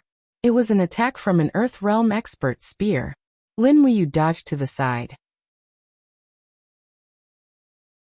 Immediately, an iron spear pierced through the air from under her armpit. The spear's light was awe-inspiring. The person holding the spear was a boorish man with a face full of scars. He wore a golden emblem on his chest, and was around level 50. It was obvious that he was the leader of these 2,000 mercenaries. Lin Muyu moved her left arm, and clamped the spear's shaft tightly. The burning prairie sword burst with the light of the true dragon primary fire. With a crack, the spear's shaft broke. Her left hand grabbed the leader's collar and forcefully pulled him off his horse. However, his body spun in the air and his battle boots kicked at a strange angle toward Lin Muyu's chest. Lin Muyu couldn't help but be stunned. These mercenaries were indeed fierce. She lowered her left arm slightly and blocked the mercenary leader's kick with a bang. Her right hand shone brightly as she activated 20% of her first element profound force. She concentrated it into the sword hilt and smashed it toward the back of the leader's head. Chaos of the first element. Bang! With a muffled groan, this Earth Realm level 3 expert was knocked unconscious. Lin Muyu let go and threw him on the grass. She ordered, "Tie him up." However, Long Yan did not give way. He stepped forward and chopped down with his axe. Blood splattered everywhere, and the head of the fainted leader was chopped off. Long Yan raised it high and shouted, "Trash of the Tianjing mercenary group. Your leader has already been beheaded. Do you still want to die together? Put down your weapons and I, Long Yan, will spare your lives." The mercenaries were dumbfounded. Their faces were filled with despair. The second leader died in battle? Lin Muyu was also stunned. So this guy was the second leader of the Tianjing mercenary group. No wonder he had the strength of level 50. However, his death was too humiliating. He was actually killed by the boorish man, Long Yan, while he was unconscious. Dang dang dang. Blades and swords fell on the rubble. About 1,000+ mercenaries gave up resisting. Facing an opponent that was far stronger than them, there was no point in resisting. Tie all of them up. Luo Yu raised his eyebrows and said, "Lord Silver Supreme Lu Xiang, lead 100 brothers to escort these captives up the mountain. Those who are willing to join the House of Chivalry can stay. Those who are unwilling can be dealt with by the great chess envoy." Yes, Lord Chess Envoy. The battle came quickly and ended quickly. In the blink of an eye, 1,000+ mercenaries were tied up like dumplings. Their faces were filled with anger as they were pushed and shoved in the direction of the House of Chivalry's imperial capital headquarters. Long Yan walked over with his blood-stained battle axe. He looked at Lin Muyu in surprise and said, "Lord Lin Yan, don't you only have the strength of the Earth Realm level 2? Why? The second leader of the Tianjing mercenary group is at the Earth Realm level 3. He didn't even last 3 moves before you knocked him out. Lin Muyu frowned and said, maybe he didn't rest well last night, so he's not in a good state. Long Yan couldn't help but laugh. But I heard that the 3 prettiest girls that we kidnapped from Blue Lake Town were sent to your room. Logically, the one who didn't rest well should be you, Lord Lin Yan. Lin Muyu smiled awkwardly and touched her nose. I'm a more restrained person unlike you. Long Yan held his battle axe and laughed until his whole body trembled. Lord Lin Yan is also an interesting person. Luo Yu said. Let's go. Let's continue. Take advantage of this momentum and attack the mountain. Yes. In the afternoon, they arrived at the North Mountain. From afar, it was lush green, but it was indeed a place that was easy to defend and hard to attack. The north of the North Mountain was a steep cliff, and the east and west were also steep cliffs. Only the south was a mountain path, but there was a very steep part of the mountain halfway up. A simple stone fortress was built on top of it, heavily garrisoned. The 45-degree slope made it impossible for the cavalry to charge and attack. All Silver Elder Rangers, get ready. You will lead 200 people and attack the mountain in an hour. Luo Yu ordered loudly. Lin Muyu frowned and said, that's practically sending them to their deaths. Luo Yu smiled slightly. Don't worry, 3 Jinzun Rangers will move with me. We will climb up from the east and attack from the flank. Once we open the stone door, the Tianjing mercenary group's lair will be broken. Lin Muyu's expression turned cold. This Luo Yu looked gentle and quiet, but her mind was very meticulous. She might not be a god of troops, but she knew how to use the opponent's weakness to attack. She was a talented general. At this time, the Silver Elder Rangers were already charging up with their shields in hand. Many of them activated their chi armors to block the damage. On the fortress, arrows rained down, landing on the shields and chi armors. The advantage of being a high-level practitioner was fully demonstrated at this time. They were actually unafraid of the arrows. Use the rolling stones. A roar came from the fortress. In the next moment, a huge stone rolled down. Several Silver Elder Rangers hurriedly raised their weapons and cut the stone into pieces. However, one of the Silver Elder Rangers was not strong enough. He did not manage to cut the stone into pieces. Instead, he was knocked to the ground by the stone. In the blink of an eye, he was smashed into a pile of meat paste. That was none other than Wang Tianfu. Lin Muyu sighed. Wang Tianfu stole her 1,100 years silver fox in exchange for the position of a Silver Elder Ranger. Unfortunately, his strength did not match. In the end, he still died. Let's go. It's our turn. Luo Yu patted Lin Muyu's shoulder. Several Jinzun Rangers immediately dismounted and carried their weapons towards the east.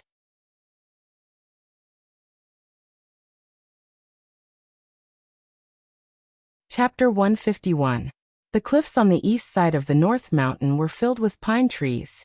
These pine trees were covered with sharp thorns that ordinary people would not be able to grasp with their bare hands. This also made the cliffs unclimbable, so the Tianjing mercenary group naturally would not send troops to guard this area. Swoosh swoosh. Lin Muyu opened her palm and her 5 fingers were enshrouded with a faint aura, directly smoothing out the sharp thorns on the pine trees. With a so sound, she leapt several meters up the mountain wall. She raised her hand and stabbed the prairie-burning sword into the rocks, borrowing the force to leap several meters up.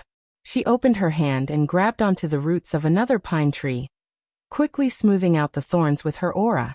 In an instant, the faint scent of pine tree sap filled the air. He lowered his head and looked down. The cliffs were about 200 meters in total. Luo Yu, Long Yan, and Fang Xian followed at a slightly slower speed. Among them, Fang Xian, who had the lowest cultivation, was the slowest. He was only at the 2nd level of the Earth Realm at level 41, but as a Jinzun Ranger, he had no choice but to carry out this mission. He wore steel gloves, but the pine needles still pierced him until he was dripping with blood.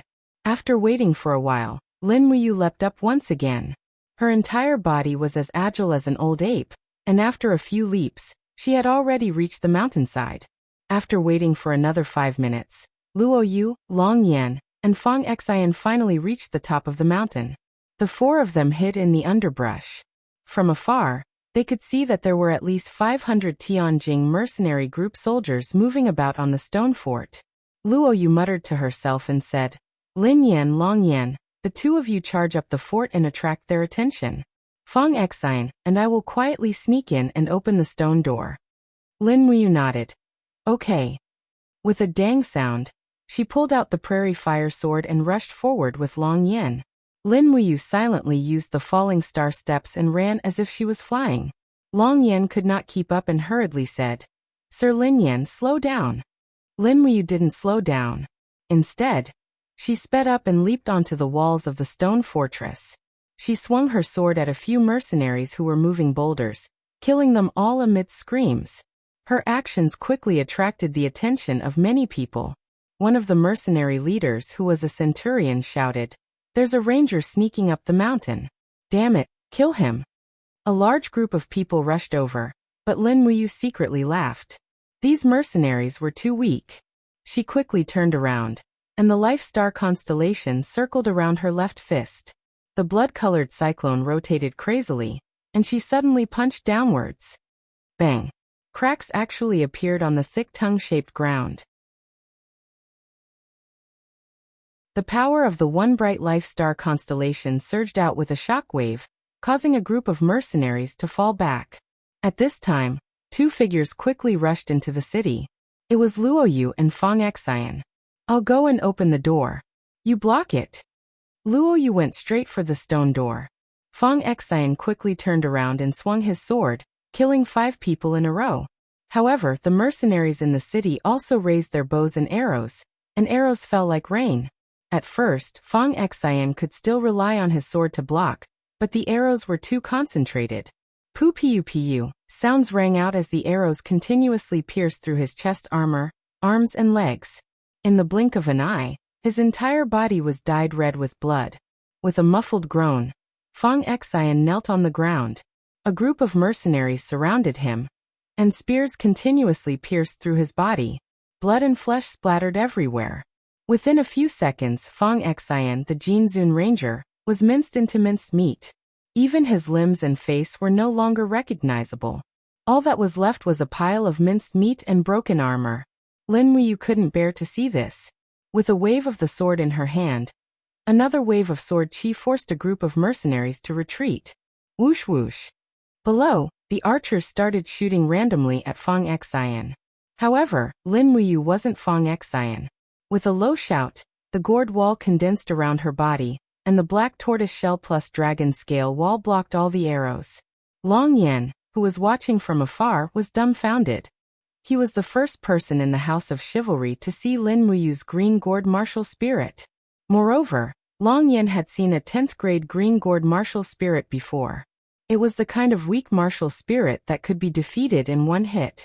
The gourd condensed by Lin Muyu was practically indestructible. Boom! The stone door suddenly collapsed. Luo Yu had succeeded. Kill your way in. Outside the stronghold, the rangers swarmed in. After entering, they killed anyone they saw. Each of their eyes were bloodshot, and they didn't care about the captives. In the blink of an eye, the stone stronghold had fallen. Inside and outside, there were corpses everywhere. The Tianjing mercenary group was defeated like a collapsing mountain. The only barrier on the mountainside was easily lost. The Tianjing mercenary group is finished. Long Yan's face was filled with excitement. In his hand was a head. It was the head of a mercenary centurion. He was probably going to take it to ask for a reward. Lin Muyu lightly jumped down. Her gaze landed on the pile of flesh on the ground. She said, Lord Fong Xian is dead. The corner of Long Yan's mouth raised. It's good that he's dead. He doesn't have to endure so much pain and choices in the world. Lin Muyu glanced at him. Then why didn't you die? Long Yan laughed. I have a long life. I can't bear to give up so many beautiful things in the world. Haha. Luo Yu's expression was stern. Gather the troops and prepare to attack the headquarters of the Tianjing mercenary group. We must find the location of the flowing gold palace. Yes. A group of silver, bronze, and iron rangers raised their swords and roared as they charged up the mountain. Their eyes were not filled with the desire to fight the strong and help the weak. Instead, they were filled with a crazed desire. Lin Muyu used the falling star steps and walked beside Luo Yu. she asked. What kind of place is the Flowing Gold Palace? Luo Yu said indifferently. It is said that the master of the Tianjing mercenary group, Jiang Fenglai, who has the title of Frenzied Blade, has been entrenched in the northern mountain for many years. He has plundered the citizens and the government offices of small cities. He has hoarded a large amount of gold, silver, and jewels in the northern mountain. He has also built a storage place for these treasures. It is called the Flowing Gold Palace. Before I left, the great envoy specifically told me to bring the Flowing Gold Palace back to the headquarters after taking down the northern mountain. Lin Muyu couldn't help but smile. We are attacking the Tianjing mercenary group for the gold, right? Luo Yu smiled helplessly. What else? Suddenly, there was a sound of fighting in front of them. When they were close to the top of the mountain, they encountered another counterattack from the mercenary group. About 200 heavy-armored mercenaries rode down from the mountain, each of them holding a heavy spear in their hands. Judging from their aura, they were almost all experts in the human realm. Puft, puft, puft. The heavy cavalry charged forward in a phalanx formation, piercing their spears into the bodies of the venerables and unaffiliated warriors who were dressed in plain clothes, killing them like skewers of candied haws. As the warhorses trampled on them, many unaffiliated warriors were trampled to death. Lin Muyu watched from the side. He was indifferent. He didn't plan to make a move. This was an unjust battle. He didn't have a side at all. However, Long Yan and Luo Yu still charged forward with their weapons. They roared and used their cultivation to suppress the heavy armored cavalry. A group of silver venerable and bronze venerable rangers also pounced forward. They used ingenious sword and saber techniques to destroy the heavy armored cavalry's defense. Swords pierced their throats and sabers slashed their necks. After losing a portion of their forces, the 200 heavy armored cavalry were all turned into corpses on the mountain peak. Further ahead, a military camp stood in front of them. There were 2 large words written on it: Tianjing Mercenary Group. Unfortunately, the Tianjing Mercenary Group's 5,000-plus troops had already been wiped out. How could they resist the attack of the House of Chivalry? After the archers on the watchtowers were shot dead, the entire camp was lost. A large number of rangers charged into the camp. Luo Yu carried her long sword and ran. She shouted, "Archers, follow me. We are looking for Jiang Fenglai. If he's alive, we want to see him. If he's dead, we want to see his corpse. The Golden Palace is in the north. Follow me." Long Yan laughed loudly. He led a dozen bronze venerable rangers and rushed over. Lin Muyu was at the back of the group, riding his horse. His face was gloomy. This battle was extremely boring to him. Oh no, Lord Long Yan has been killed. Not long after, a shocking voice rang out. Long Yan had died in battle. Lin Muyu hurriedly got up and mounted her horse. She raised her burning prairie sword and shouted, "Where is Long Yan? Lead the way." Luo Yu raised her long sword and said hatefully, "It must be Jiang Fenglai. He's hiding in the Golden Palace. Damn it, why didn't I think of him?" A few minutes later, they arrived at the Golden Palace. In fact, the Golden Palace was just a cellar made of white walls and black tiles. The real treasures were all in the cellar. At this time, a group of rangers were surrounding a person and fighting. The person in the center was wearing black armor and holding 2 swords. He moved like the wind, and the arcs of the blades were very beautiful. In the blink of an eye, several venerable realm rangers died under his blade. Lin Muyu looked from afar. Long Yan's corpse was lying in front of the Golden Palace's gate. Half of his shoulder had been chopped off. Long Yan's death did not make Lin Muyu happy or sad. Long Yan had fought for Jining coins and a woman. His death was not to be regretted. However, Long Yan, a level 45 Earth Realm Second Sky, was killed so quickly. This Jiang Fenglai was indeed not ordinary. "Come on, I'm going to kill all of you." Jiang Fenglai spun his sword and cut off the head of a bronze venerable ranger. His face was full of rage as he laughed loudly.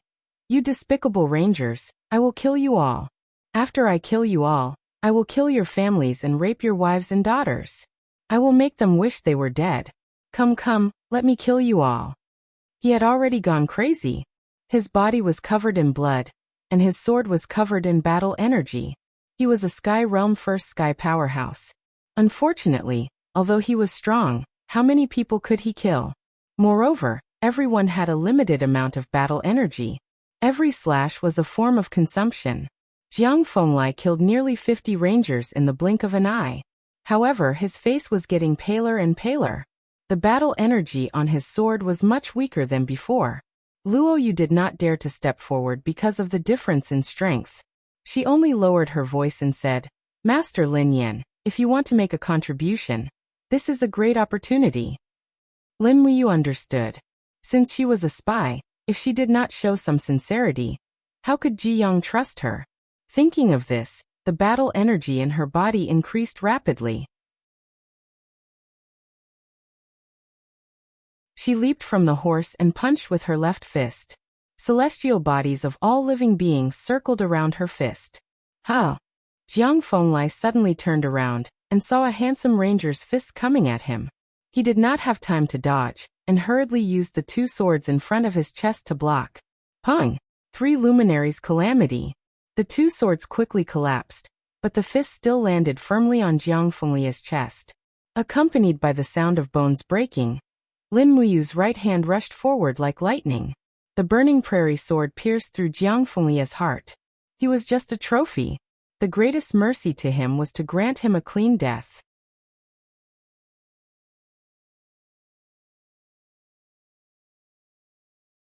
Chapter 152. Ugh ugh. Jiang Fenglai tightly held onto the blade of the burning prairie sword. Blood flowed down from his chest along the blade, but it quickly evaporated on the burning prairie sword. He raised his head and looked at Lin Muyu unwillingly. With a trembling voice he said, "What kind of power is this, to be able to break my wind blade so easily?" Lin Muyu didn't say anything. She flipped the blade lightly, and Jiang Fenglai immediately lost consciousness and fell to the ground. Bang! Jiang Fenglai's body fell to the ground, stirring up a cloud of dust. His death meant that the Tianjing mercenary group had disappeared from the world. Jiang Fenglai is dead. Why don't you surrender now? Luo Yu rode her horse and galloped across the square, shouting loudly. Immediately, the mercenaries put down their weapons one by one, giving up their last resistance. However, the House of Chivalry's imperial capital headquarters could not be considered a complete victory. 2 golden venerable rangers had died in battle, and many silver and bronze venerable ones had also died. Creak! The gold-plated cellar door opened. Luo Yu held onto the door and looked at the group behind him. He smiled. "Master Lin Yan, aren't you coming with me to see the treasures that Jiang Fenglai collected in his lifetime?" "Sure." Lin Muyu followed Luo Yu into the cellar. A lone warrior walked in front with a torch. The cellar was very deep, and there was a moldy smell. However, when the lone warrior opened the second door with the key found on Jiang Fenglai's body, he saw a bright golden light. The cellar of the Golden Palace wasn't big. It was about 50 square meters, but it was filled with gold coins. Under the light of the torch, the gold coins shone with an alluring luster. Luo Yu was slightly taken aback. He walked forward and fished through the boxes filled with gold coins. Then gold coins fell out one by one. He muttered, "Each box has at least 1,000 gold hub coins. This Jiang Fenglai has been working hard for so many years. There are at least 100 boxes of gold hub coins here." Lin Muyu snickered. Actually, 100 boxes of Jining coins were only 100,000 Jining coins, and she had 380,000 Jining coins in her Cosmos sack. When it came to wealth, she was still the wealthier one. "Sir Game Envoy, look over here." The loose knight was holding a gold-plated iron box. The lid of the box had already been opened, and inside the box was a pile of diamond coins, sparkling and resplendent. "It's actually diamond coins." Luo Yu's heart skipped a beat. Lin Muyu frowned and said, "There are at least 200 diamond coins. It seems that Jiang Fenglai has indeed plundered a lot of good things." Luo Yu nodded and ordered, "Seal these diamond coins and prepare to hand them over to the main altar." Wait. The corners of Lin Muyu's mouth curled up, revealing a sinister smile. "Luo Yu, are you really planning to hand over these diamond coins to the headquarters?"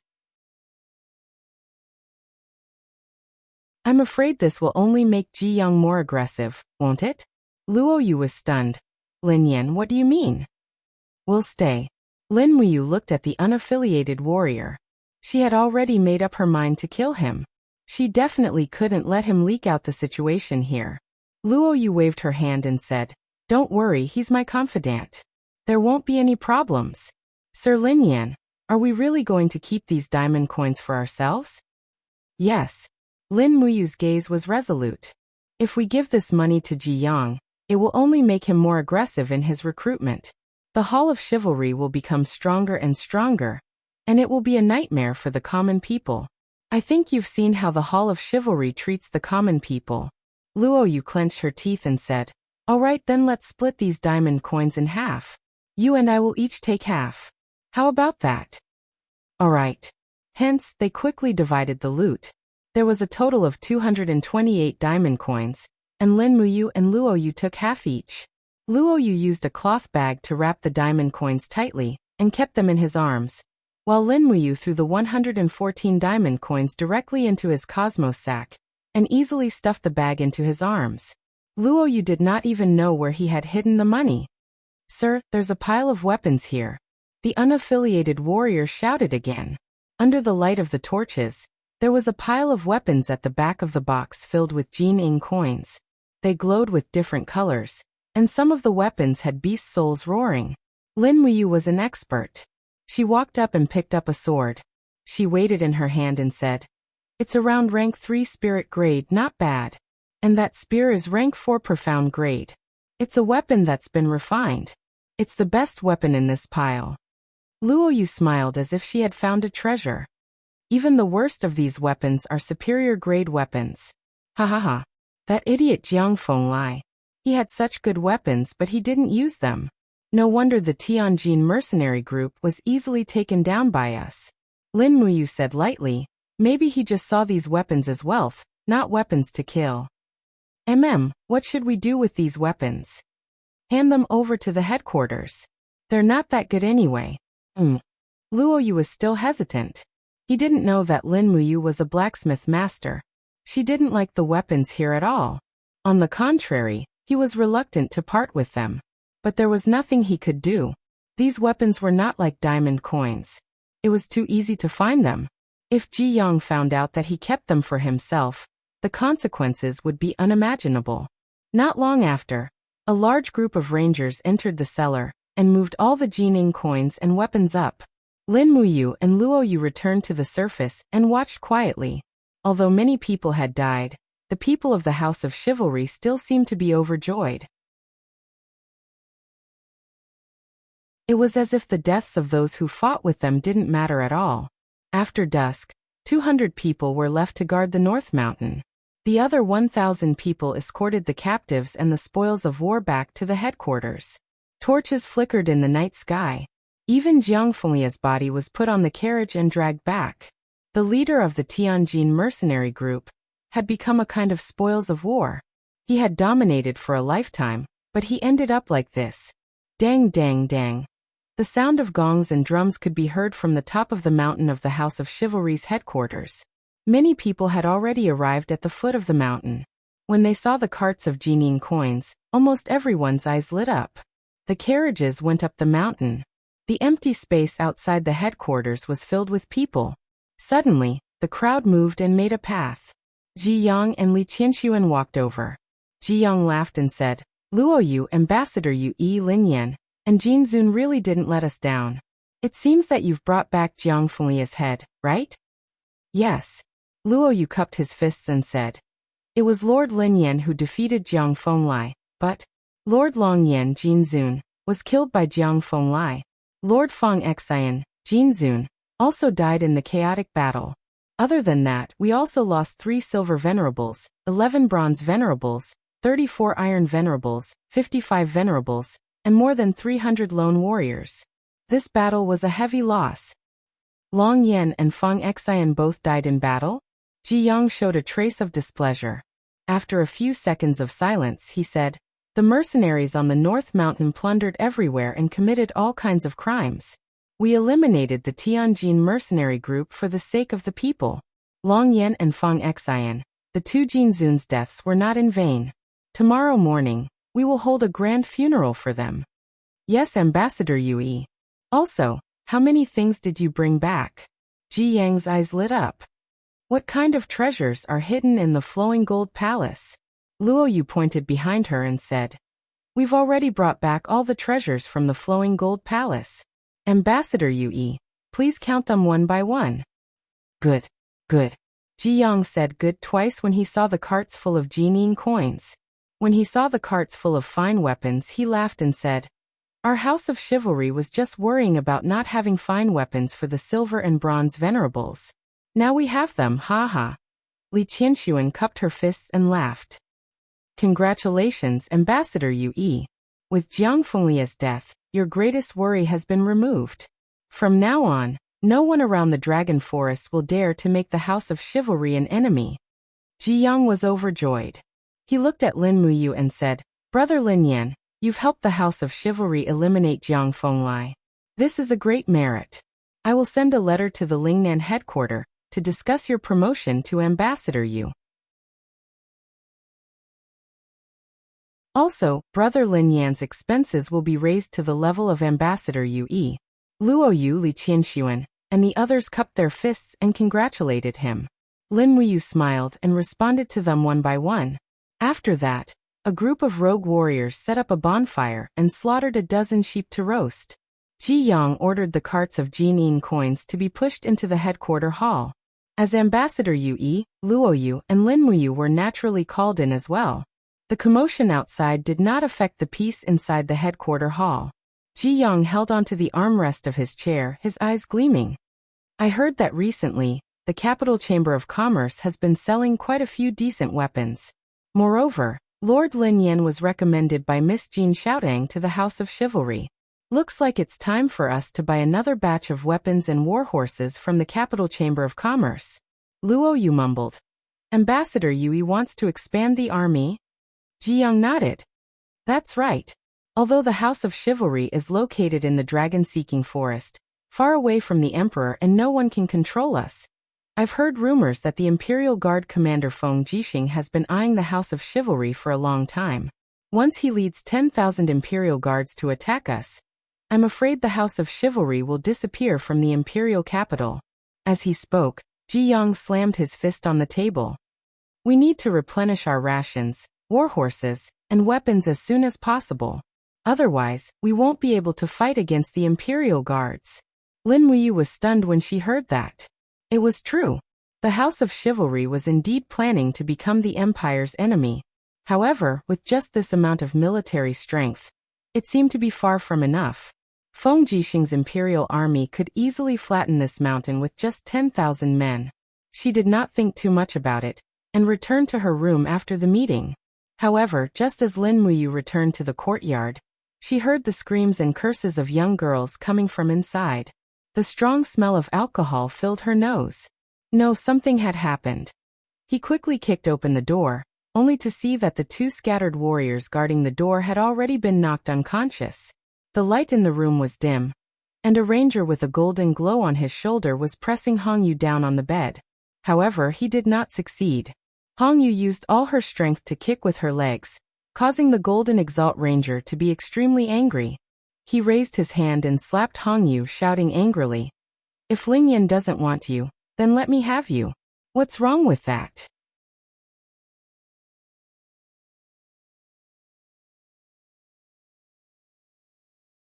Chapter 153. Hong Yu was the most obedient of the three girls. Wherever Lin Muyu looked, an indescribable anger would rise to the heavens. She rushed over and shouted, Shihai, stop! This person was one of the three remaining Jinzun Rangers, Shihai. Shihai turned around, and a look of shock flashed in his eyes. However, he quickly smiled and said, Oh, Master Lin Yan is back? Without saying a word, Lin Muyu had already unsheathed her burning prairie sword, and slashed at Shihai's neck in a sharp arc. If he did not dodge, this strike would have been enough to chop off his head. Whoosh! Shihai suddenly lowered his head and dodged the sword. He flipped over and grabbed the spear leaning against the wall. His face was full of anger. Lin Yan, do you really want to kill me? Don't forget, you are just a young boy who has just entered the mountain. Shihai, have followed the great Yu chessman for decades. You dare to touch me? Lin Muyu quickly walked forward and helped Hong Yu up from the bed. Are you alright? Hong Yu's face was already full of tears. Thank goodness you came back early, master. I'm sorry. I was careless. Lin Muyu turned around and looked at Shihai. She gripped the burning prairie sword tightly. Her face was full of anger. Waves of milky white fighting energy flowed from her arm into the burning prairie sword. Shihai was scared out of his wits. He quickly sobered up from his drunken stupor. He felt his back drenched in cold sweat. Heaven! Heaven state! Lin Yan. Master Lin Yan, we can talk this out. These girls are just maids. They are worthless. Why do you have to ruin our friendship for these lowly girls? Lin Muyu's gaze was unusually cold. She smiled faintly. Who is your brother? The three of them are my people. You dare to touch my people. If I don't kill you, how can I call myself a man? Don't you dare. Shihai raised his long spear and imbued his chi into it. Instantly, multiple wind blades flew towards him. The burning prairie sword touched the spear lightly, and it was instantly sent flying. The difference in their abilities was too great. Shihai was only at the second tier of Earth Realm at level 47, but Lin Muyu was already at Heaven Realm at level 60. Pooh. The burning prairie sword took advantage of the situation and thrust forward, directly piercing through Shihai's heart. Ah! His eyes were wide, his face pale. Lin Muyu slowly drew back her blood-covered sword and punched out with her left fist. With a bang, Shihai flew out like a cannonball, smashing through the outer wall and landing beside the bonfire where the lamb was being roasted. A Lord Shihai Jinzun? The scattered warriors were dumbfounded. They saw a huge bloody hole in Shihai's chest. His eyes were blank, and he was already dead. For a moment, the scattered warriors were scared out of their wits. One of them screamed, "Murder, murder!" Shihai Jinzun has been killed. The crowd quickly squeezed over and raised their torches. Soon, Lin Muyu's house was completely surrounded. Today was indeed a big day for the House of Chivalry. In one day 3 Jinzun had died. Lin Muyu held the burning prairie sword and sat on the broken wall. She looked coldly at the group of Iron Zun, Bronze Zun, Venerable Zun, and scattered warriors who wanted to denounce her but did not dare to speak. What happened? Jiyoung came. His steps were light, and his hands were behind his back. He looked at Shihai's corpse on the ground with a pale face and said, "Who killed Shihai?" "It was me, the great travel ambassador." Lin Muyu's voice was calm. "You." Jiyoung frowned. "Why did Lord Lin Yan kill Shihai?" "He touched my woman." Lin Muyu pointed at the room behind him. "You." Jiyoung clenched his teeth and looked at Shihai's body. After a few seconds, he suddenly smiled and said, "Brother Lin Yan is angry for a woman. You are indeed a hot-blooded young man. Well, Shihai did not follow the rules and touch my brother's woman. He deserved to die. Someone, throw Shihai's body to the back of the mountain to feed the wolves." As he spoke, Jiyoung looked at Lin Muyu deeply and said, "Brother Lin Yan, if something like this happens again, you can tell me directly. Don't kill people so easily. Heroes don't kill heroes. This is our rule." "Yes, great travel ambassador." Lin Muyu cupped his hands and bowed respectfully. But in his heart, he was laughing wildly. Heroes don't kill heroes? For a little money and women. How many people kill each other?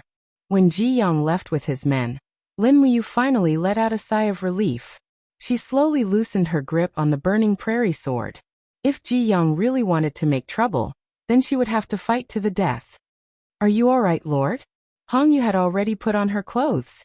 Her face was full of tears as she said, "It's all Hong Yu's fault.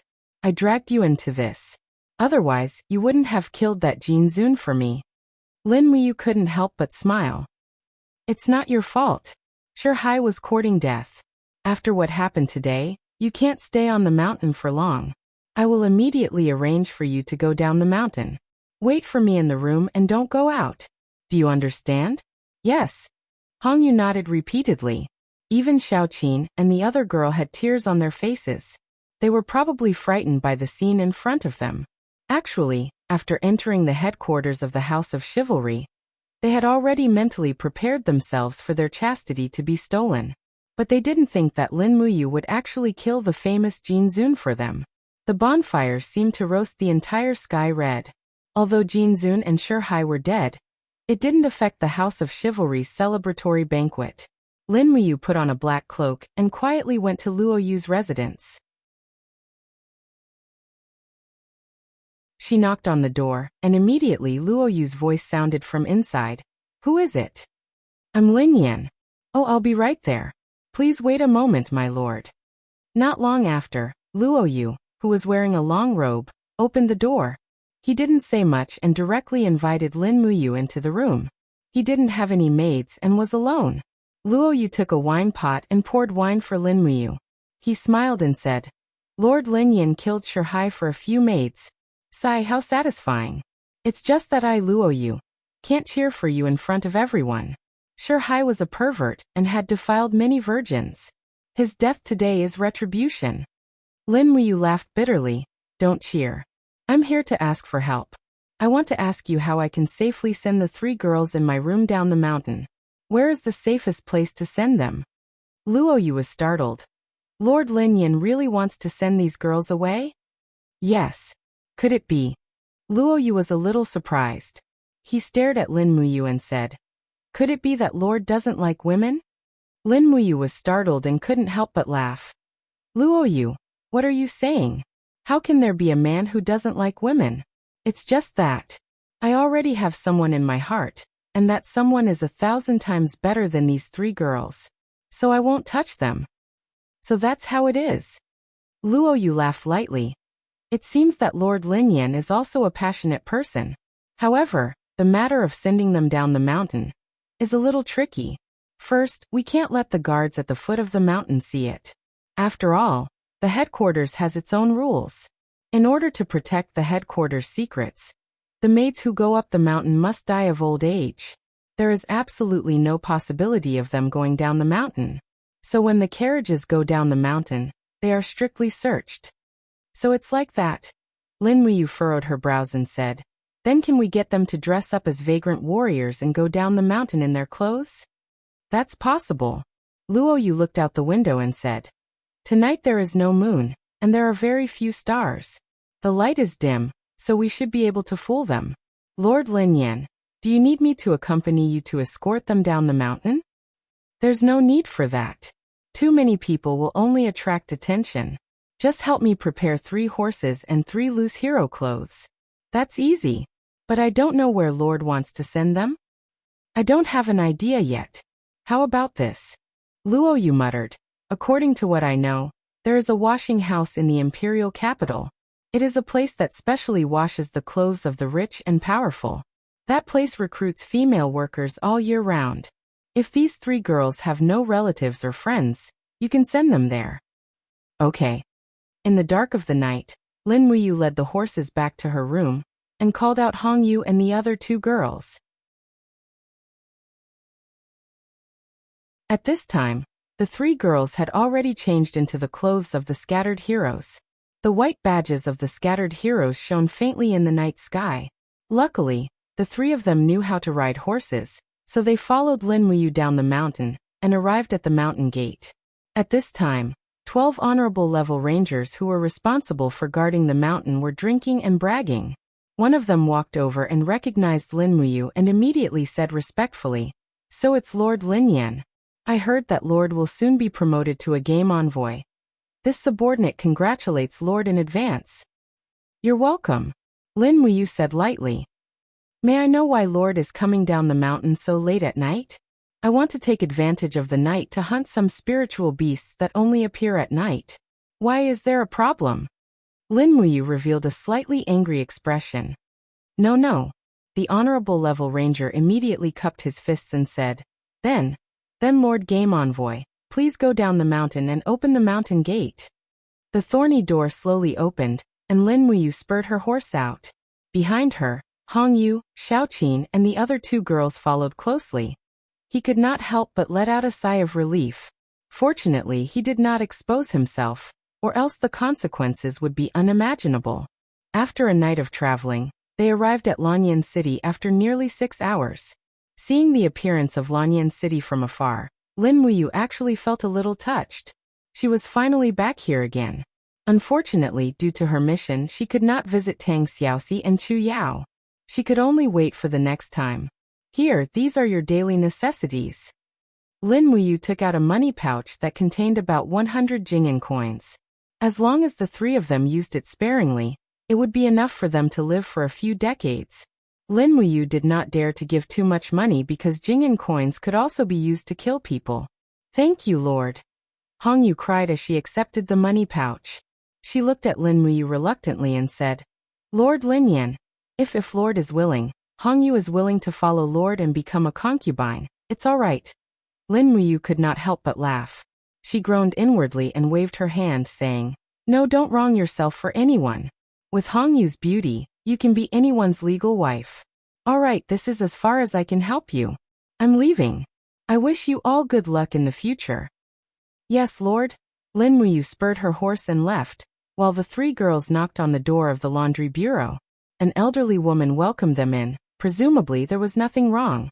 You're tuning in to the Li Mei's Sword of Destiny YouTube channel. We're so grateful for your support, and don't forget to subscribe to join us on this incredible journey through captivating stories. Your generosity through donations truly makes a world of difference, as it's the primary source of revenue that allows me to expand and enhance this channel for you. Thank you from the bottom of my heart for being a part of this adventure.